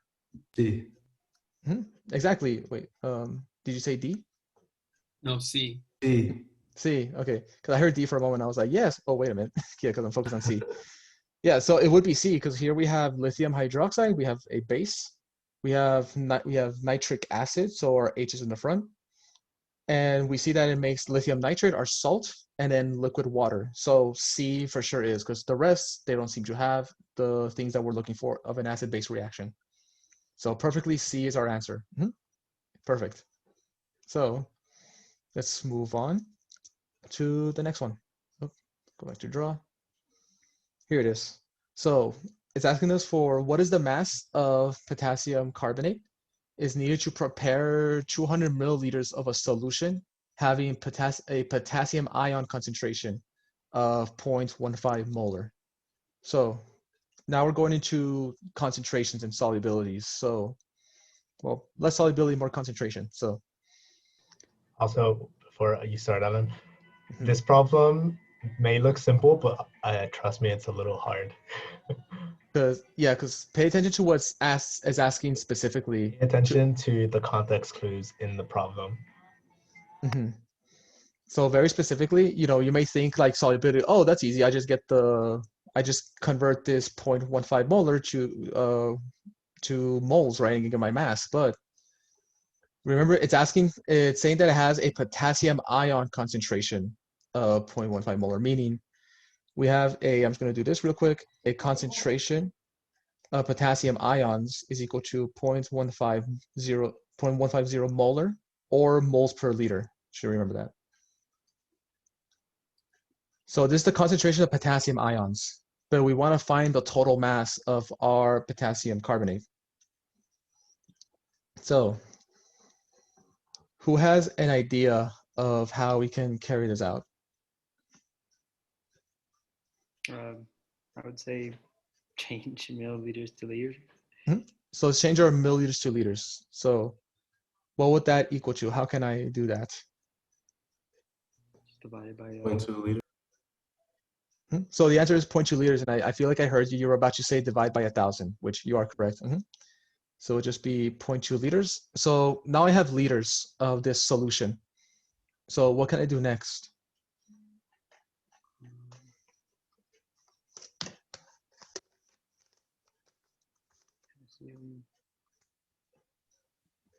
I have a question. Would writing out an equation be helpful or no? It could. So if we look at this, remember like molarity this is equals the same as 0.150 moles per liter. So we have a moles per liter, which can be considered as a conversion ratio because you have a certain amount per another amount. And we have liters, which is a unit in molarity. So what's really the only step we can take here? Wait, would you get the molar mass, right, of the... You're on the right track, so molar mass is a part of this, but we can't do anything right now with molar mass because we have liters and moles per liter. So I'll kind of give it to you. Since And then so can you repeat that again, sorry? would we have to go somewhere from the moles to grams?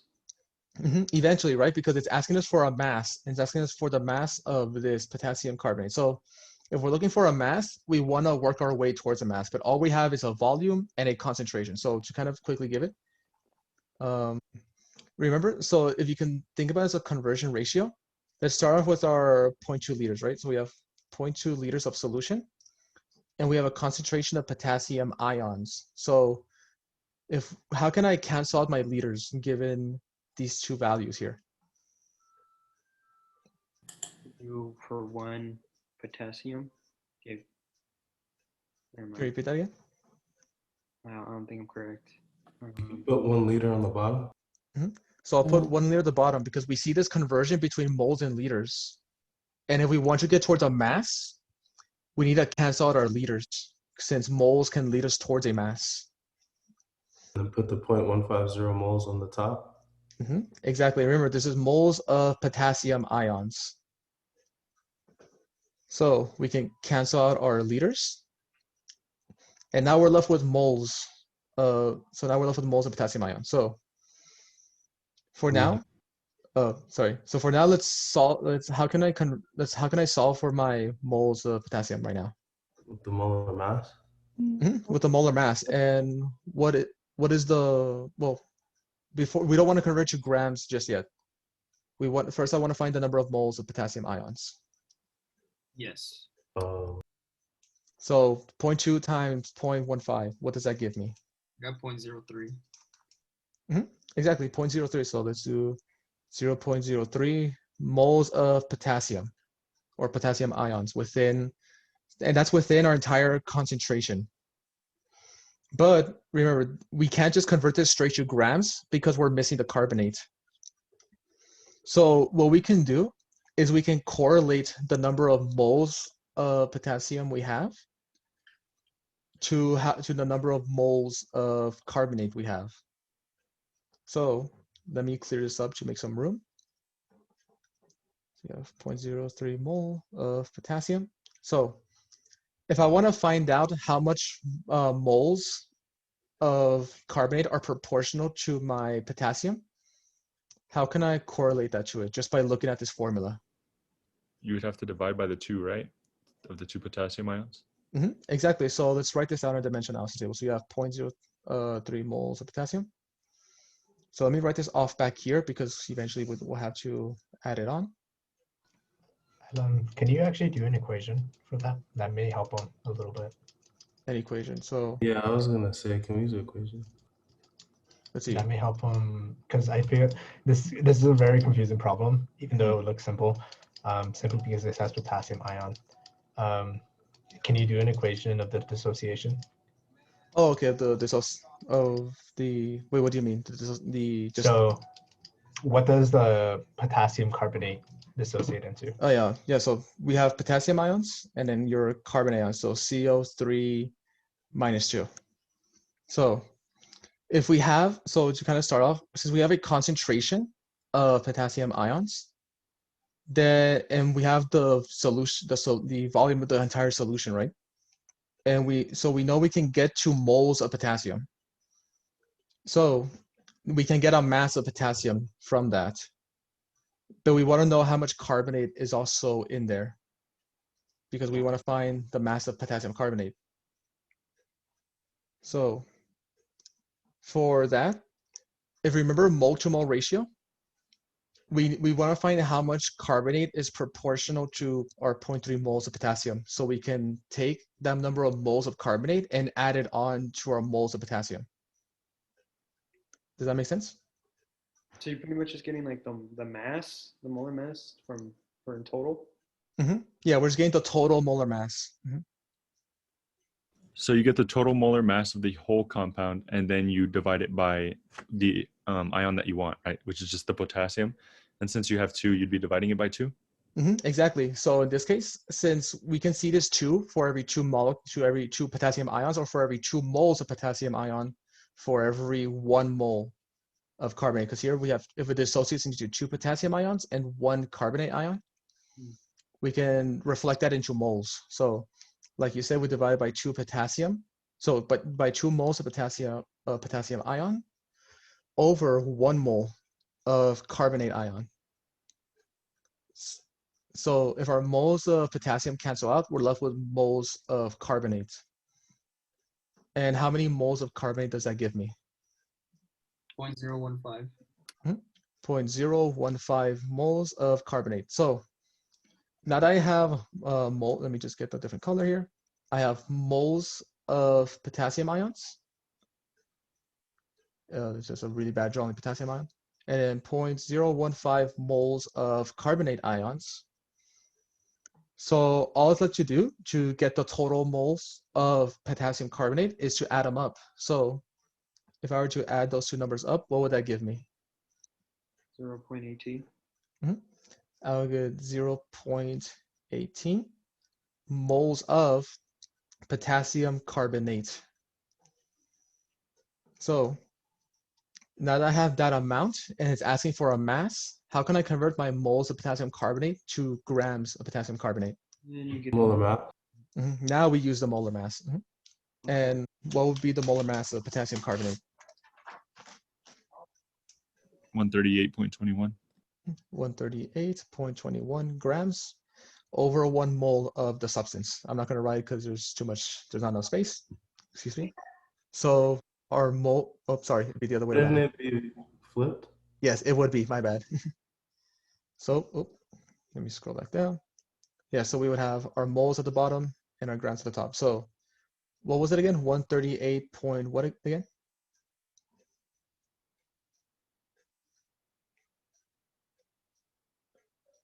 Let's see, would it be 0.45 instead of 0.18? No, not exactly, because remember we have, so if we add, actually,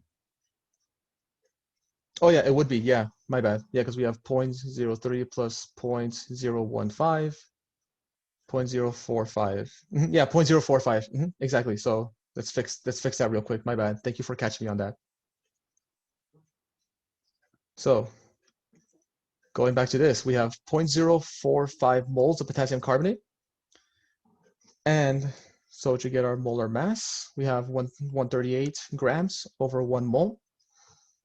Our moles would cancel out, so we would just multiply across, divide by the bottom. And what would that give me?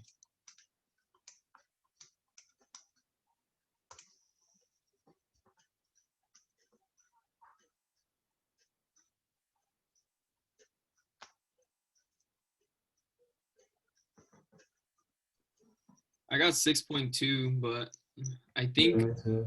I don't think we were supposed to do it like that, because whenever I just kept the 0.15, because I did the problem already, and I multiplied that by the molar mass, I got 2.07, which is on there. Yeah, I got that same Yeah. thing. I was wondering why you know went why ahead and got the Why we compound. added all that stuff.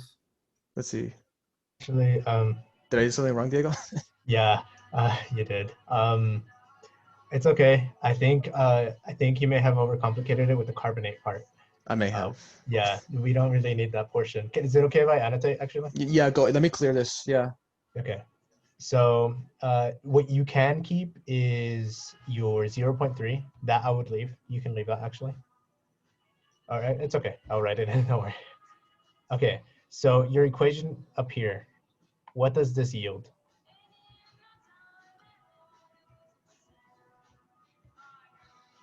If you have potassium carbonate. Potassium carbonate. Yeah, potassium carbonate, right? CO3, right? It yields that. So over here, you got, how many moles of potassium do we have? Potassium ion, sorry. 0.03. 0.03 moles of potassium, potassium ion, right? What can we convert this number to? So it's 2 potassium moles per 1 potassium carbonate moles. That's how many you need in order to make that. Yeah, right. So we're using stoichiometry and molar ratios to convert to moles of potassium carbonate. So how many moles do we get? 0.015. Yes, we get 0.015 mole of K2CO3. And then if we use this for our molar mass, 5, this is mole, 1 mole. And then on top, what was our molar mass again? 138.19. 138.19. What number does that give us? 2.07. 2.07 grams. Yep, there you go. Yeah, sorry. Like I tend to overcomplicate things, so sorry about that, guys. No, it's okay. Don't worry. This is honestly, I got this one wrong too.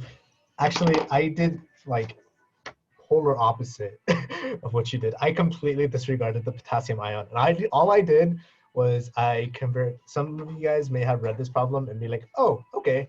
Well, we just convert our volume to liters, which is 0.20 0 liters, and then we have our molarity, right? We have our molarity of 0.150 molarity.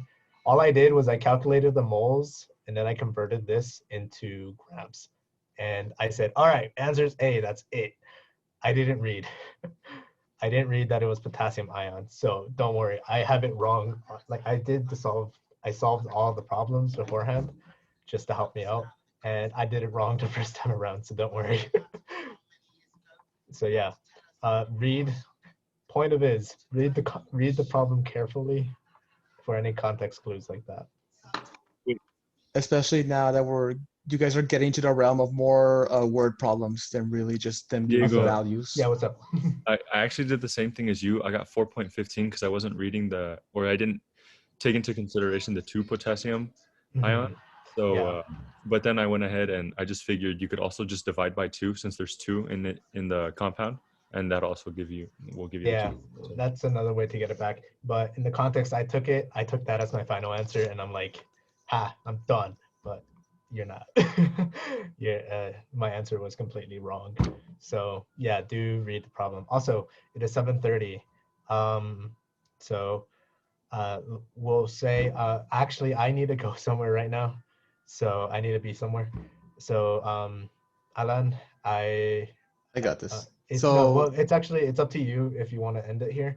But yeah, technically everyone is free to go right now. Yeah, you're free to go. Don't worry. Let me quickly hold on. Stop. Pause the recording. So this exam is just going to be a lot of memorizing, right? Yeah, a lot of memorization, really. Like more or less. Mm-hmm. It mainly has to do with rules. So let me go to this table real quick.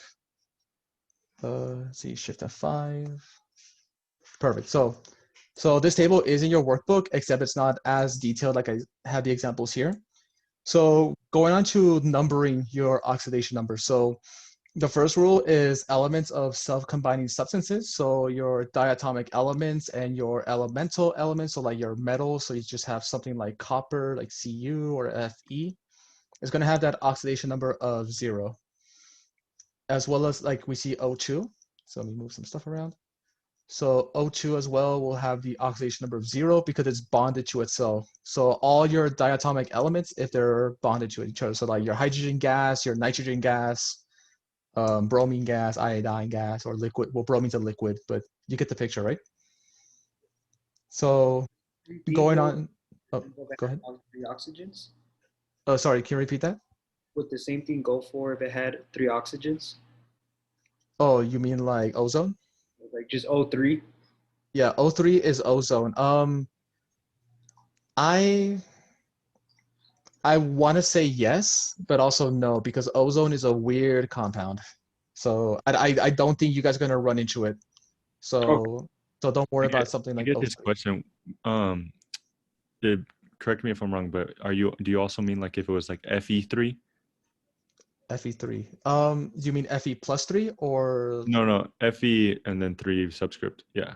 You're not going to see it as a subscript because there's no such thing as an iron molecule. So the best example I can give is carbon. So when you have elemental carbon, it's going to be 0. And remember, carbon is just think of it like coal. It's just a bunch of lumps all together. It's bonded to everything in itself.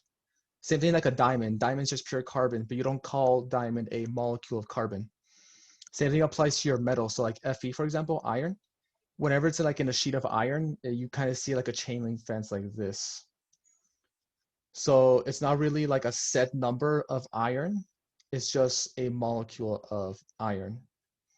So that's why you typically see your metals and your carbons just like that by itself here. Does that make sense? Let's see. Yep. All right. Perfect.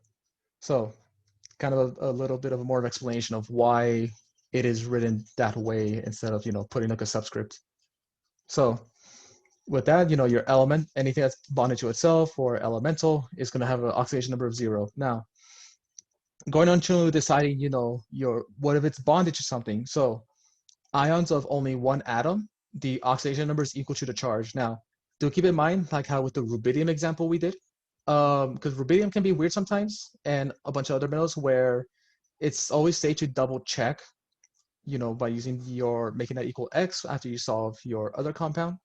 But the general rule is that, if it's an atom by itself, not by itself, but it's a lone ion. So a one atom ion, so like lithium ion, and then your sulfide ion, they'll be equal, their oxidation numbers will be equal to the charge. So since lithium is a +1 charge, its oxidation will be +1.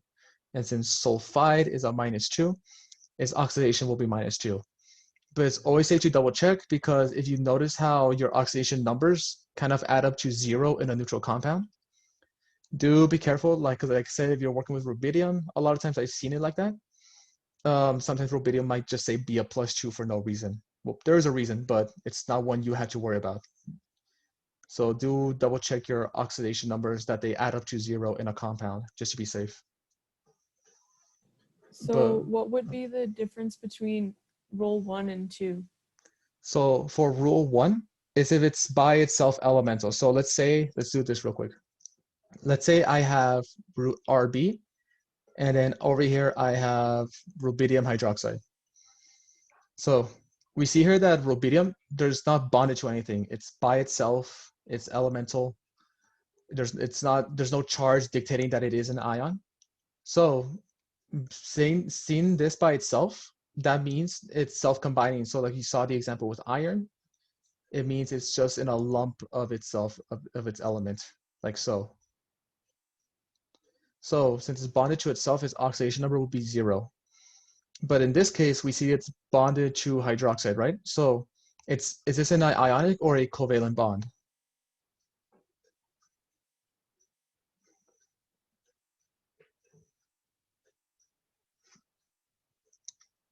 Rubidium, we see it's a metal bonded to hydroxide, which is oxygen, hydrogen, non-metals. That'd be ionic, right? It's ionic, right? So if I were to split this up into its associative ions, what would they be?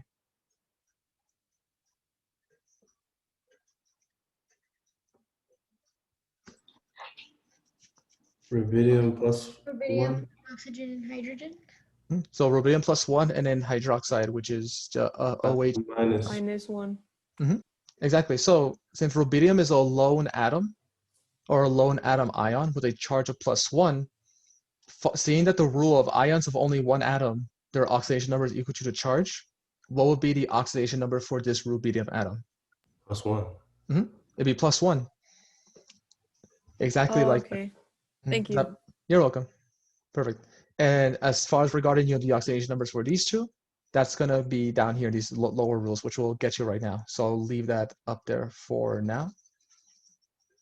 So going on to with hydrogen. So when hydrogen's bonded with a metal, its oxidation number is going to be -1. But when bonded with a non-metal, it's going to be +1. So in this case, if we look back at our rubidium hydroxide, since hydroxide's OH -1, what will be my oxygen?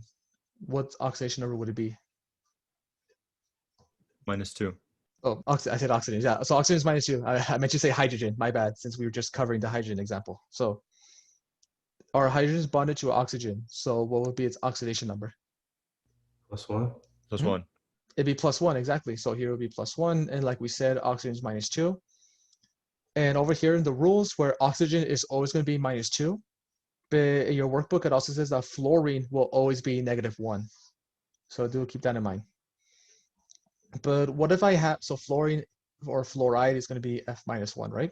But what happens if I have F2? What will be its oxidation number in this case? 0. Zero. Perfect. It's 0 because it's bonded to itself and nothing but itself. Exactly. So with that little example out of the way, let me actually keep that written down there. So we can move forward to the other rules that it states there. Let's do this so it goes up to this rule. So other rules where the sum of your oxidation numbers on a neutral compound is 0. So like I said here, since the sum of our oxidation numbers, since it's 0, they add up to 0 because they're by themselves. So copper elemental and zinc elemental. And over here, we have lithium nitrate. So compounds by themselves, they're going to be neutral because they don't have a charge dictating them and they're perfectly balanced. And again, here we said neutral atoms don't have charges above them. So like here, if this copper had a +2, what would then be its oxidation number? +2. 0. It would be +2 because now we're stating that this copper is an ion. And since it's a one atom ion, following the second rule, the charge is equal to the oxidation number. So we see that copper is a one atom ion and it's +2, meaning its oxidation number will be +2. So if this zinc went from zinc elemental to zinc 1, what would be its oxidation number? 1. 1. Exactly, it'd be 1 or +1, however you want to say it. As long as you denote that it's positive. basically if it's an ion, whatever charge it is going to be the oxidation number. And then if it's not an ion, it'll just be 0. Exactly. So typically how you tell if it's an ion or not, if it's bonded to something. So whenever you see compounds, so for example, lithium, but don't think that your charges are oxidation numbers. This is just a rule that happens with one atom ions. But do pay attention. To be safe, once you get all your oxidation numbers of a compound, add them together. And if they don't equal 0, then something might have gone wrong. So double check everything, because it might be that your metal, so like say rubidium, for example, because that tends to be the one that strays a lot. Say you have a +1, you have X and Y, and they should equal to 0. But say for whatever reason they don't equal to 0. And you double check and you know for certain that your X and Y, they add up to whatever polyatomic ion they do. So for that, you go back to your metal and label that as X or Z, for example, right? Because we have XY here. So from there, you would have to solve for your new variable, and whatever that number is will be your oxidation number for that element. Does that make sense? Did I kind of confuse you guys? Because this is kind of a way of double checking to making sure that you got the correct one.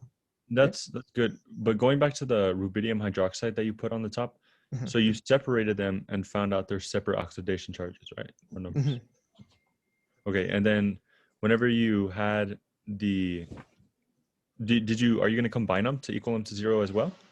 Exactly. So let's do that just to make sure, right? So if we combine all these oxidation numbers, right, we have +1 plus -2 plus 1, right? So what does that equal to in the end? 0. 0. So that means that we've successfully gotten the correct oxidation numbers for each element here, because it's a compound, right? That has to be neutral, meaning neutral. Sorry, go ahead. No, that makes sense. So the way that we were taught was, you find what you already know. So anytime there's an oxygen in it, in the compound, it's automatically a -2. And then if you know a second one as well, like in this situation, hydrogen, you know it's going to be +1. That kind of leaves the door open for rubidium, because it obviously has to be 1, because -2 plus 1 equals -1. And in order to equal 0, it's got to be +1, right? Exactly, right? You can look at it that's another way of looking at it as well, in case the other ways are too confusing. So let's do a quick example in, like, say, rubidium. Like, even though it's a +1 element, doesn't equal to +1. So let's pretend that this is a nitrogen, right? And so let's just, for the sake of an example, this nitrogen is +4. So if I were to follow the same rules that, so rubidium goes into a +1, goes to a +1, so I end up with +1 plus 4 plus 1, right? Or actually, let me make this a -4, just for the sake of an example. So we make that nitrogen -4. So what does this add up in the end? If I were to follow the rules of saying, like, oh, yeah, it would give me -2, which doesn't make sense, right? Because if say for example, if I did find that nitrogen is -4 and this hydrogen is a +1, like that, for sure I know I'm right. So that has to mean that my rubidium is wrong. So I would ignore that +1, and following the example that I'm sorry, I didn't catch your name earlier, where it would fall in line, like you said. Let's just call my rubidium X. So by getting rid of the one that I for sure know might be wrong, because like if I go back and do the math and I say, oh, I know for sure my nitrogen is -4 and my hydrogen is +1, so that has to mean my other element is wrong. So labeling that as X, what would that end up? What should that leave me with now? It would have to be a +3 in order to cancel out the -4, right? Exactly. I would have. Oh, it's the negative right here. Exactly. It would have to. My X has to equal to +3. So given that I found everything except for my unknown, which is my rubidium, and since we found our X, that's going to be equal to +3.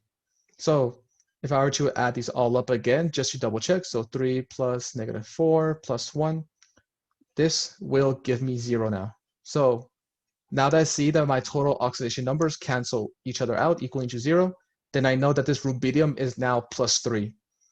I know this isn't the most clean example, but it's something to keep in mind whenever you're working with oxidation numbers, because there are always going to be an exception to the rules. Like chemistry, you see in solubility rules, there's always going to be exceptions, and they're not always going to be clear. So it's good to double check like this.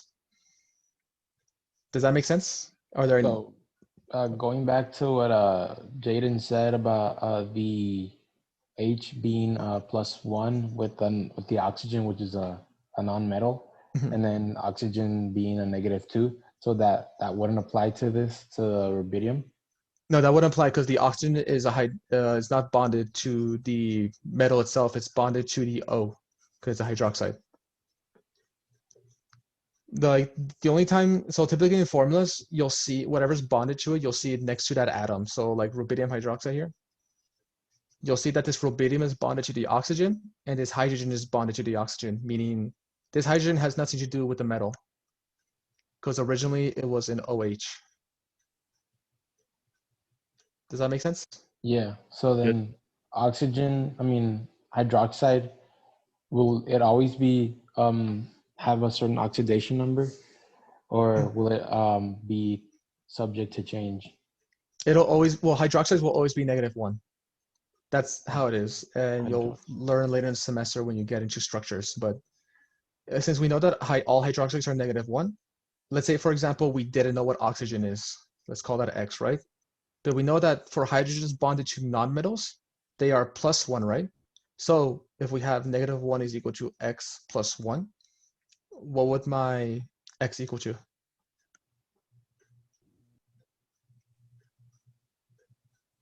Zero? Not 0, so remember, it'd be -2. Yeah, exactly. It's because if we were to remove 1, so -1, -1, that should get us -2. So X should equal to -2. So our oxygen would be -2.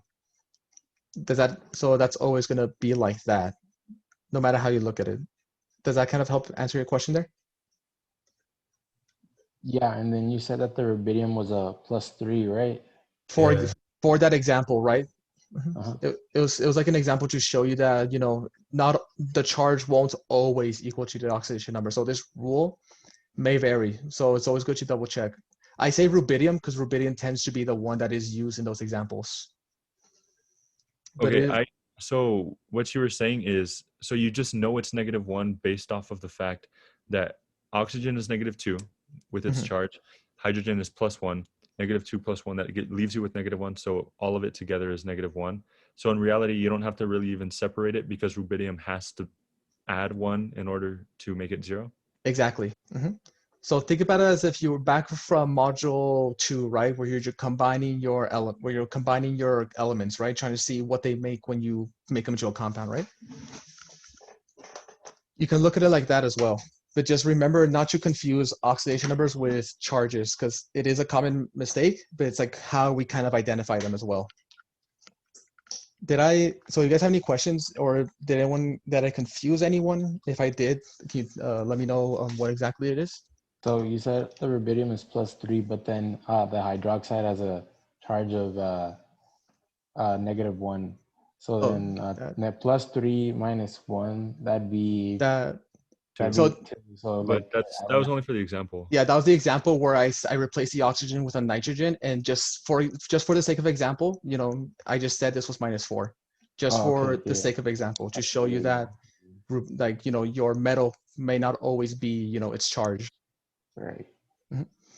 You'll mostly see that, like, say if you have a nitrate split off and become like 2 different nitrogens.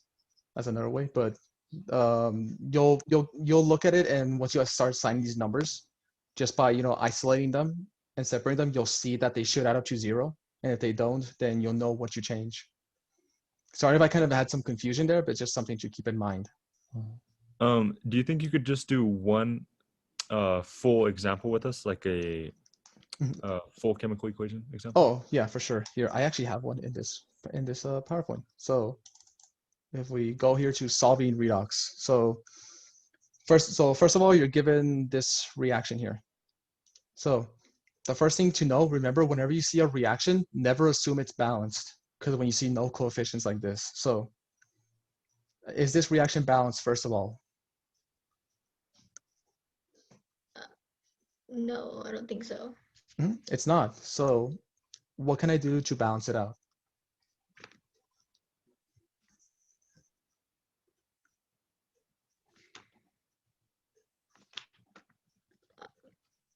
You could put a 3 in front of the iron nitrate.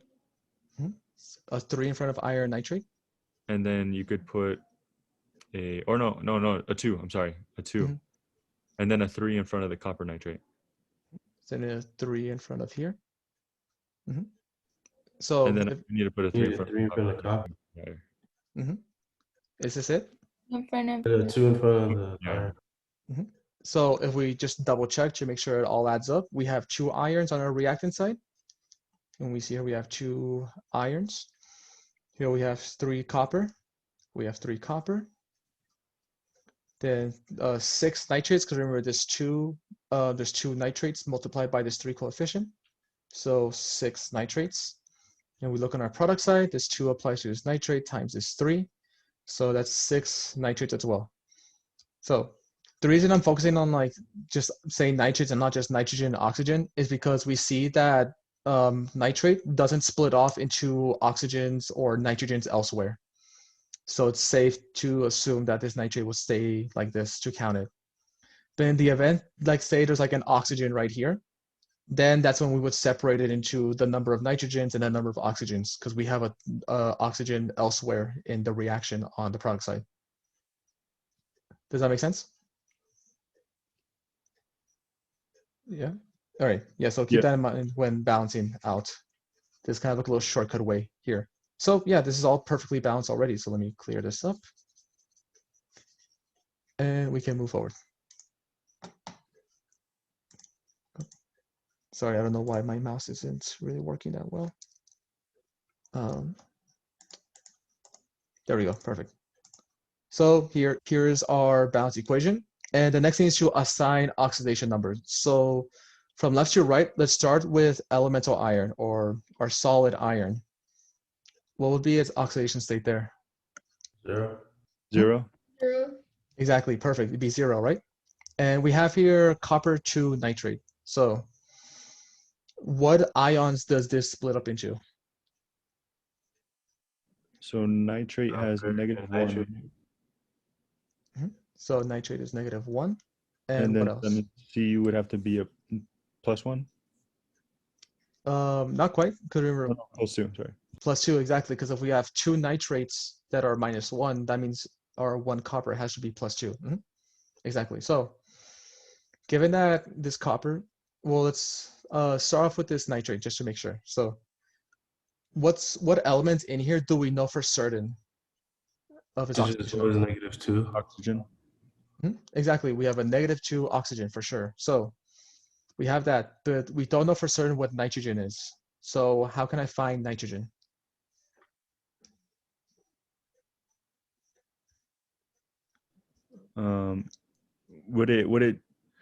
Would you multiply the 3 by the -2? So you have -6, and that leaves you trying to find that nitrogen is 6. Yeah, well, not quite, because remember, if we're isolating the nitrate, and there's a rule back, so let me like go back real quick.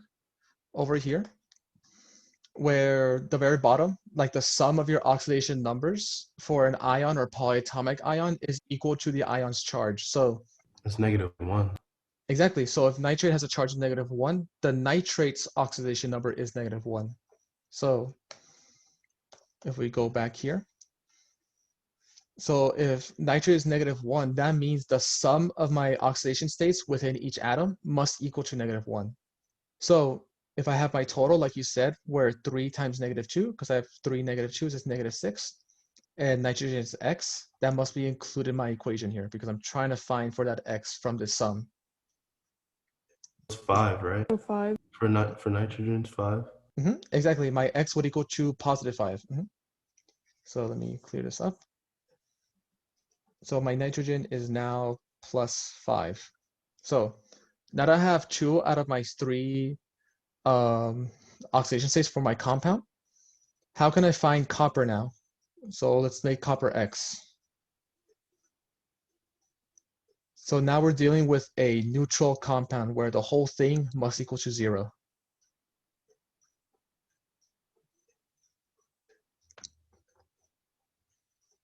-3. How did you get that number? Because now we're focusing, oh, let me include this 2 here, because now we're focusing on the compound itself. So on the Supposed to Cu, equal to 0, and you yeah, have +5 and -2. yeah, +5 and a -2. But how many of them do I have in total in this compound? You got 10 nitrate. I mean 10 10N. Yeah. Yeah, because this And- 2 applies here as well. And then 12 12 oxygens. Not 12, because I'm not including this subscript. Because this is, I don't have. Oh yeah, but there's a 2 right there. Oh yeah, that's So right. That's right. Yeah. The 2 is 12. Yeah. Yeah. So it'll be, yeah, because it'll be plus 6 times -2. Yeah, my bad. Yeah, exactly. So it's 2 times 3 is 6. So there's 6 -2 giving me. Let me transition this over to zeros equal to +10 minus 12. And then remember, we still have this copper in this compound, so this is plus X. So solving for X, what should that give me? -2. +2, excuse me. 2, right? It gives me +2, exactly. So let me clear this. So by balancing all that out, my oxidation number or oxidation state for copper is +2. And it makes sense as well if we look at the second rule where lone atom ions is equal, their charge is equal to their oxidation state. So this is copper 2. So it's copper +2 equaling to a +2 oxidation state. So that still applies there. But So we didn't have to do all of that then. We could have just known that it was separated into ions and that the copper ion's charge would equal the oxidation number. exactly, but it is safe to still do that because like the rubidium example I gave, it might not always be that case. So that's Gotcha. always, yeah, so that's always important to just double check like that. Cool. Because it might just throw you a curveball. And knowing Dr. Saupe, he might. Wait, Yeah, so correct. just in case doing it the other way, just keeping nitrate as a -2 because there's 2 of them, so it makes it -2, right? And then if you would, that makes copper +2 to cancel it out. Exactly. You can also look at it like that, where since we have 2 nitrates, it'd be -2, so copper has to be a +2. Remember, this -2 is the total, not the actual of nitrate. That's another good way of looking at it as well. So moving on to our product side, we have elemental copper. So what's my oxidation state there? 0. Perfect, 0. Perfect. So we have this iron 3 nitrate. So how can I start by assigning oxidation numbers to my iron 3 nitrate here? We can separate it into the iron and the nitrate ions. So it's an iron ion and a nitrate ion. So nitrates are -1. And what is my charge of my iron from this compound? 3. 3. Exactly, exactly, +3, since I have 3 nitrates and they're each -1. So my total here will be -3. Then that means this iron has to be a +3 charge. But if we were to look at this as oxidation states, if we remember, what would be the oxidation state of this iron if my 3 nitrates, or I have 3 -1 nitrates, making it -3? So I have a total. So remember, because your charge of your atoms, of your ion, of your polyatomic ion is the oxidation number for polyatomic ions. -1. Not quite clear. This is my total since nitrate together is -1, and there's 3 of them. What oxidation number does my iron have to be in order to balance this out with this -3? 2. +3. It'd be +3 because here I only have 1 iron, right? So it'd be +3. So remember, It's equal to 0. Gotcha. Exactly right. So these two combined, that's right, I should have mentioned that. So the whole compound has to be 0. And since we have 3 minus 1 nitrates equaling to -3, this iron has to be +3 to make this whole compound 0. But we're not done. We need to find the oxidation numbers for all the atoms in order to make sure it's correct, or to start solving for it. So, and so if you were to break it down again like you did on the copper nitrate, oxygen would be -3, which puts -6 total, and then it would have nitrogen would then have to be a 5, right? +5 again. you can look at it like that. So going back again, since we know oxygen is always -2, finding the nitrogen. So if we could just look at its actual what's it, oxidation number. Almost forgot it. So like it's -1. So this sum of nitrates by itself has to be -1.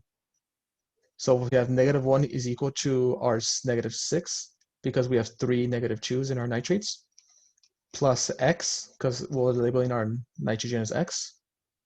Like you said, it is +5. And if we were to solve for this, we would get +5 here. So either way works, as long as like you know the steps towards it and try not to get it like mixed up, because if you start combining things that doesn't make sense, then you'll end up with something wrong. The X's are N, right? The nitrogen? Yes, because we don't know for certain what nitrogen is. Gotcha. Exactly. So let me just clear this up. But now that we know by solving for it, our nitrogen is +5 and our oxygen is -2 because it's always -2.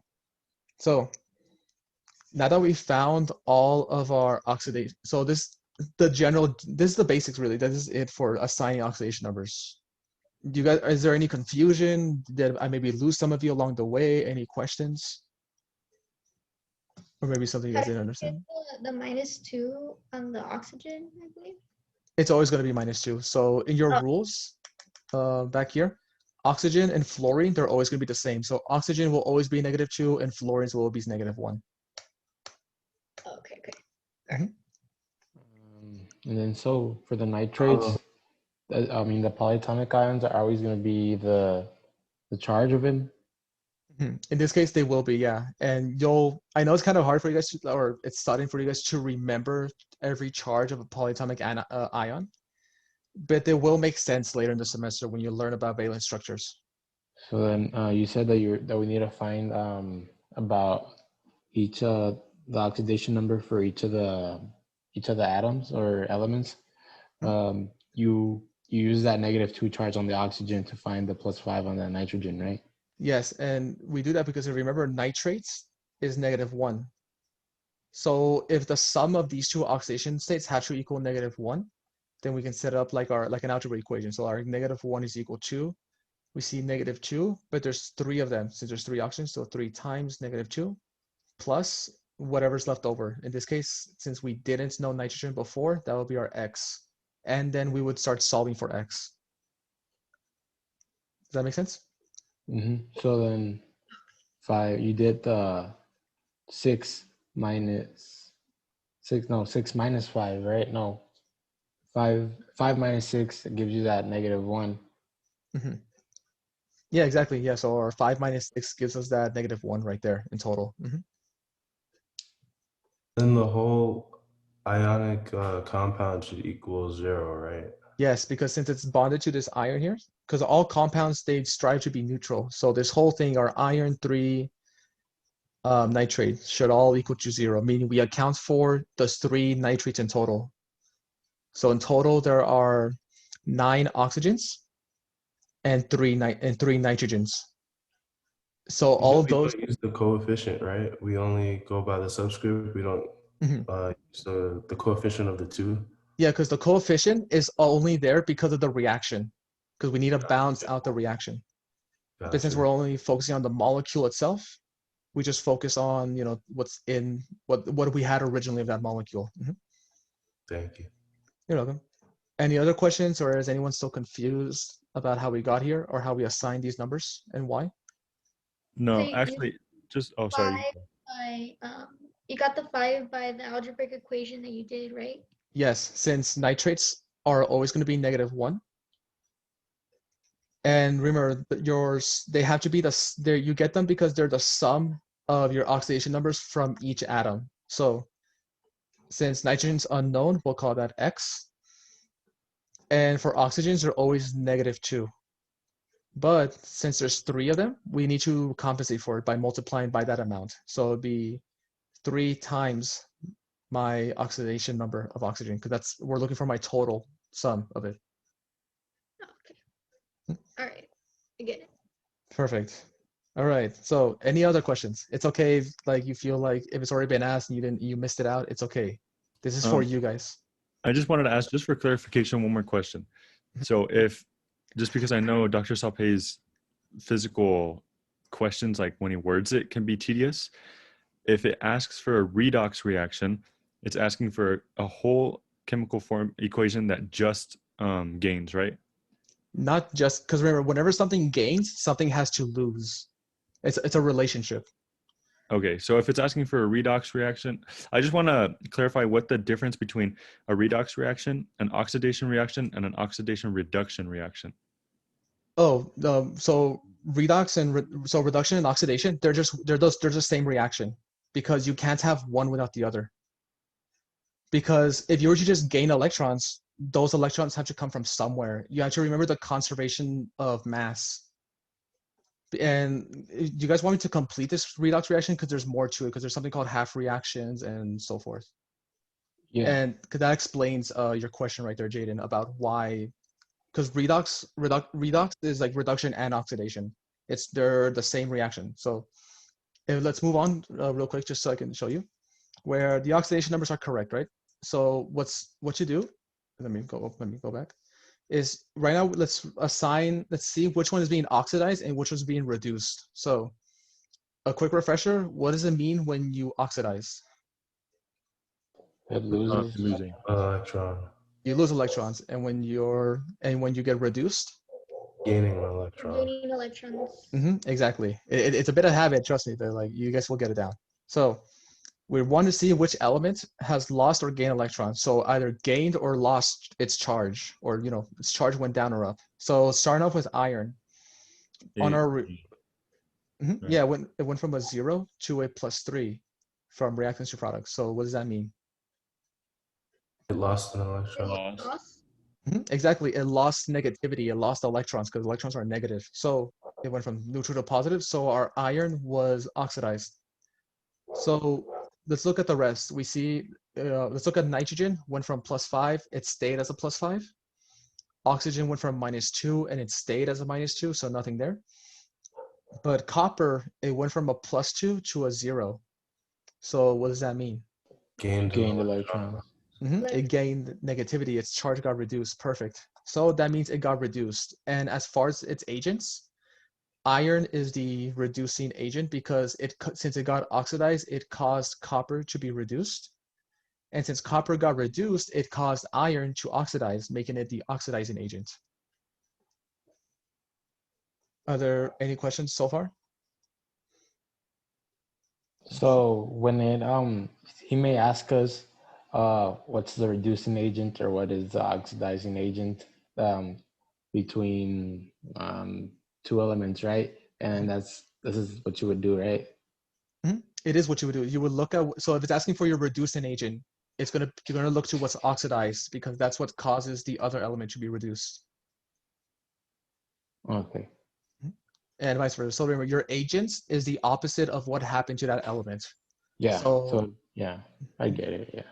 Yeah. So it'd be the opposite. You just switch them around, right? Yeah. You just swap it around and call it the agent.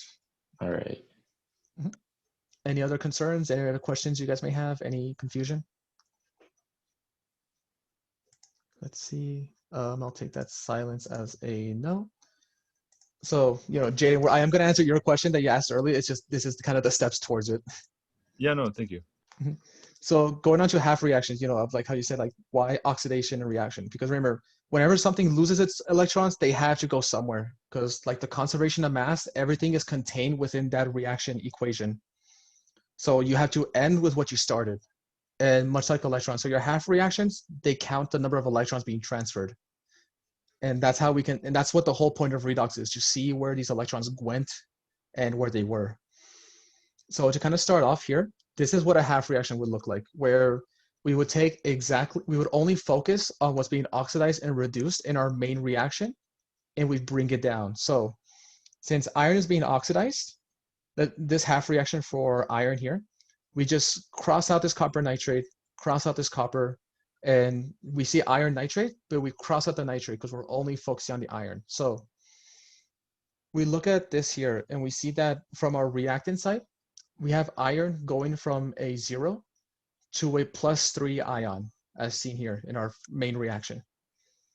And the way we want to balance this out, well, before we start balancing, remember, this is a copy from your main reaction, your half reactions. So we have to bring down its coefficients. Since iron had a 2 coefficient, we have to bring that down in our half reaction to properly represent it. So we have this now. So we see we have a total charge of 0, and it became a total of +6 because we have 2 + 3 charges here. And the way we would balance this out is with the number of electrons. So, which is what this little symbol is, electrons. So if electrons are negative, how many electrons do I need to balance out this +6 in order to be 0 from the left side? 6. 6 electrons. So this here will be a 6. Seeing here that we have 2 elemental iron, and it produced 2 iron 3 ions and 6 electrons elsewhere. So we see that went from neutral to positive. So this neutral lost its 6 electrons in the products. And that's only one of the half reactions for what's oxidized. So it's focused on on the other one that got reduced. In this case, copper. So we need to properly represent this half reaction with coefficients. And what's the coefficient we use in our main reaction for copper? 3. 3. So we there's 3 copper ions here. And in the end, we had 3 elemental copper. So let me quickly clear this out real quick. So if we were to write down the total charges, where we have, so there's 3 + 2 charges. That means we have a total of +6 towards a neutral, so 0. So we need to balance out this +6 with this 0 with electrons. So how many electrons do I need in order to balance this +6 with a 0? 6. 6. Exactly, because the electrons are -6, and this perfectly balances out. And this goes in hand with your conservation of mass, because we see here that 6 electrons left the iron and they went towards the copper. So we see that no extra electrons left the system and no extra came into the system. Otherwise, it would have stayed. So here, this is basically it for your redox. So Jaden, to answer your question, like there is no difference. It's just one reaction. It's a reduction oxidation reaction where our electrons are all contained within this reaction, and we see where they went and where they came from. Okay, so if a question just asks like, what's the oxidation reduction reaction? It's the same thing as it asking like, what's the redox reaction?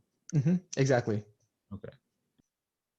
So are there any questions, any concerns, regarding just in general redox or any other topic of chemistry that's going to be on your exam too? So the half reactions, those would only be for the iron and the copper, or would they ask for certain elements? No, they would only be for your iron and copper. They're only going to be for what's being reduced and oxidized, because that's what we want to focus on. Oh, okay, yeah, I see. Only the iron and the copper changed.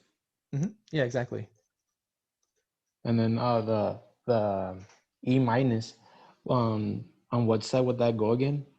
It would go on the side that you would need to balance out a plus. So let's say, for example, so going off the iron example, right? So we have Fe go. So just by looking at this, we see that Fe went from neutral and it went to a +3 iron. Excuse me. So here, since we went from an elemental neutral to a +3, but we need to carry over our coefficients. So we see that there's 2 iron within our reaction. So we put that in our half reaction. So for overall charges, we see here we have an overall of 0 from the left, And on the right side, we have an overall of +6. And we need to balance out this +6 with electrons, which are negative. So you can think of it as a negative number. And another thing, you can look at this arrow as an equal sign. So 0 is equal to +6. But I need to balance this out with a number of electrons. So where does it make sense for me to put my negative number in order to balance out these two numbers? The one that has the one that's not equal to, I'm sorry, the one that's not equal to 0, right? Or yeah, so where it isn't equal to 0. Exactly. Yeah. Yeah, sorry if I kept interrupting there. Yeah, but you are right. So yeah, because if I were to put like a negative number here, I would have, say, negative x equals to +6, which is not equal to each other. But like you said, put on the side that's not 0 as like a little rule of thumb. So if I were to put my negative number here, so plus, negative, whatever. Well, actually, I'm going to put plus electrons because that's the half reaction we kind of had here. So plus electrons, right? Since I have an overall charge of +6, what negative number do I need to balance it out to 0 or equal it to 0 by looking at that arrow as an equal sign? the -6, yeah. A -6, right? I'm gonna go with +(-6) because you're adding electrons to it, which are negative. So by adding +(-6), I perfectly equal out this reaction or this half reaction, right? So this be 6. You wouldn't put it as -6 electrons because the electron by itself says that it's negative. So you just leave it as 6 electrons because it perfectly balances out with our +6 charge that we have here. Does that make sense? Yeah, that makes sense. Yeah, perfect. All right. And that's basically it for Redox. Are there any other questions you guys may have about anything regarding your exam? No, it's just those two that were kind of like a little bit iffy to me, but I think I'm pretty much good. Yeah. So you guys feel a bit more confident about like redox reactions and like assigning oxidation numbers? Yeah. Yeah. All right. Yeah. All right, that's great. Here, let me just stop here and then stop the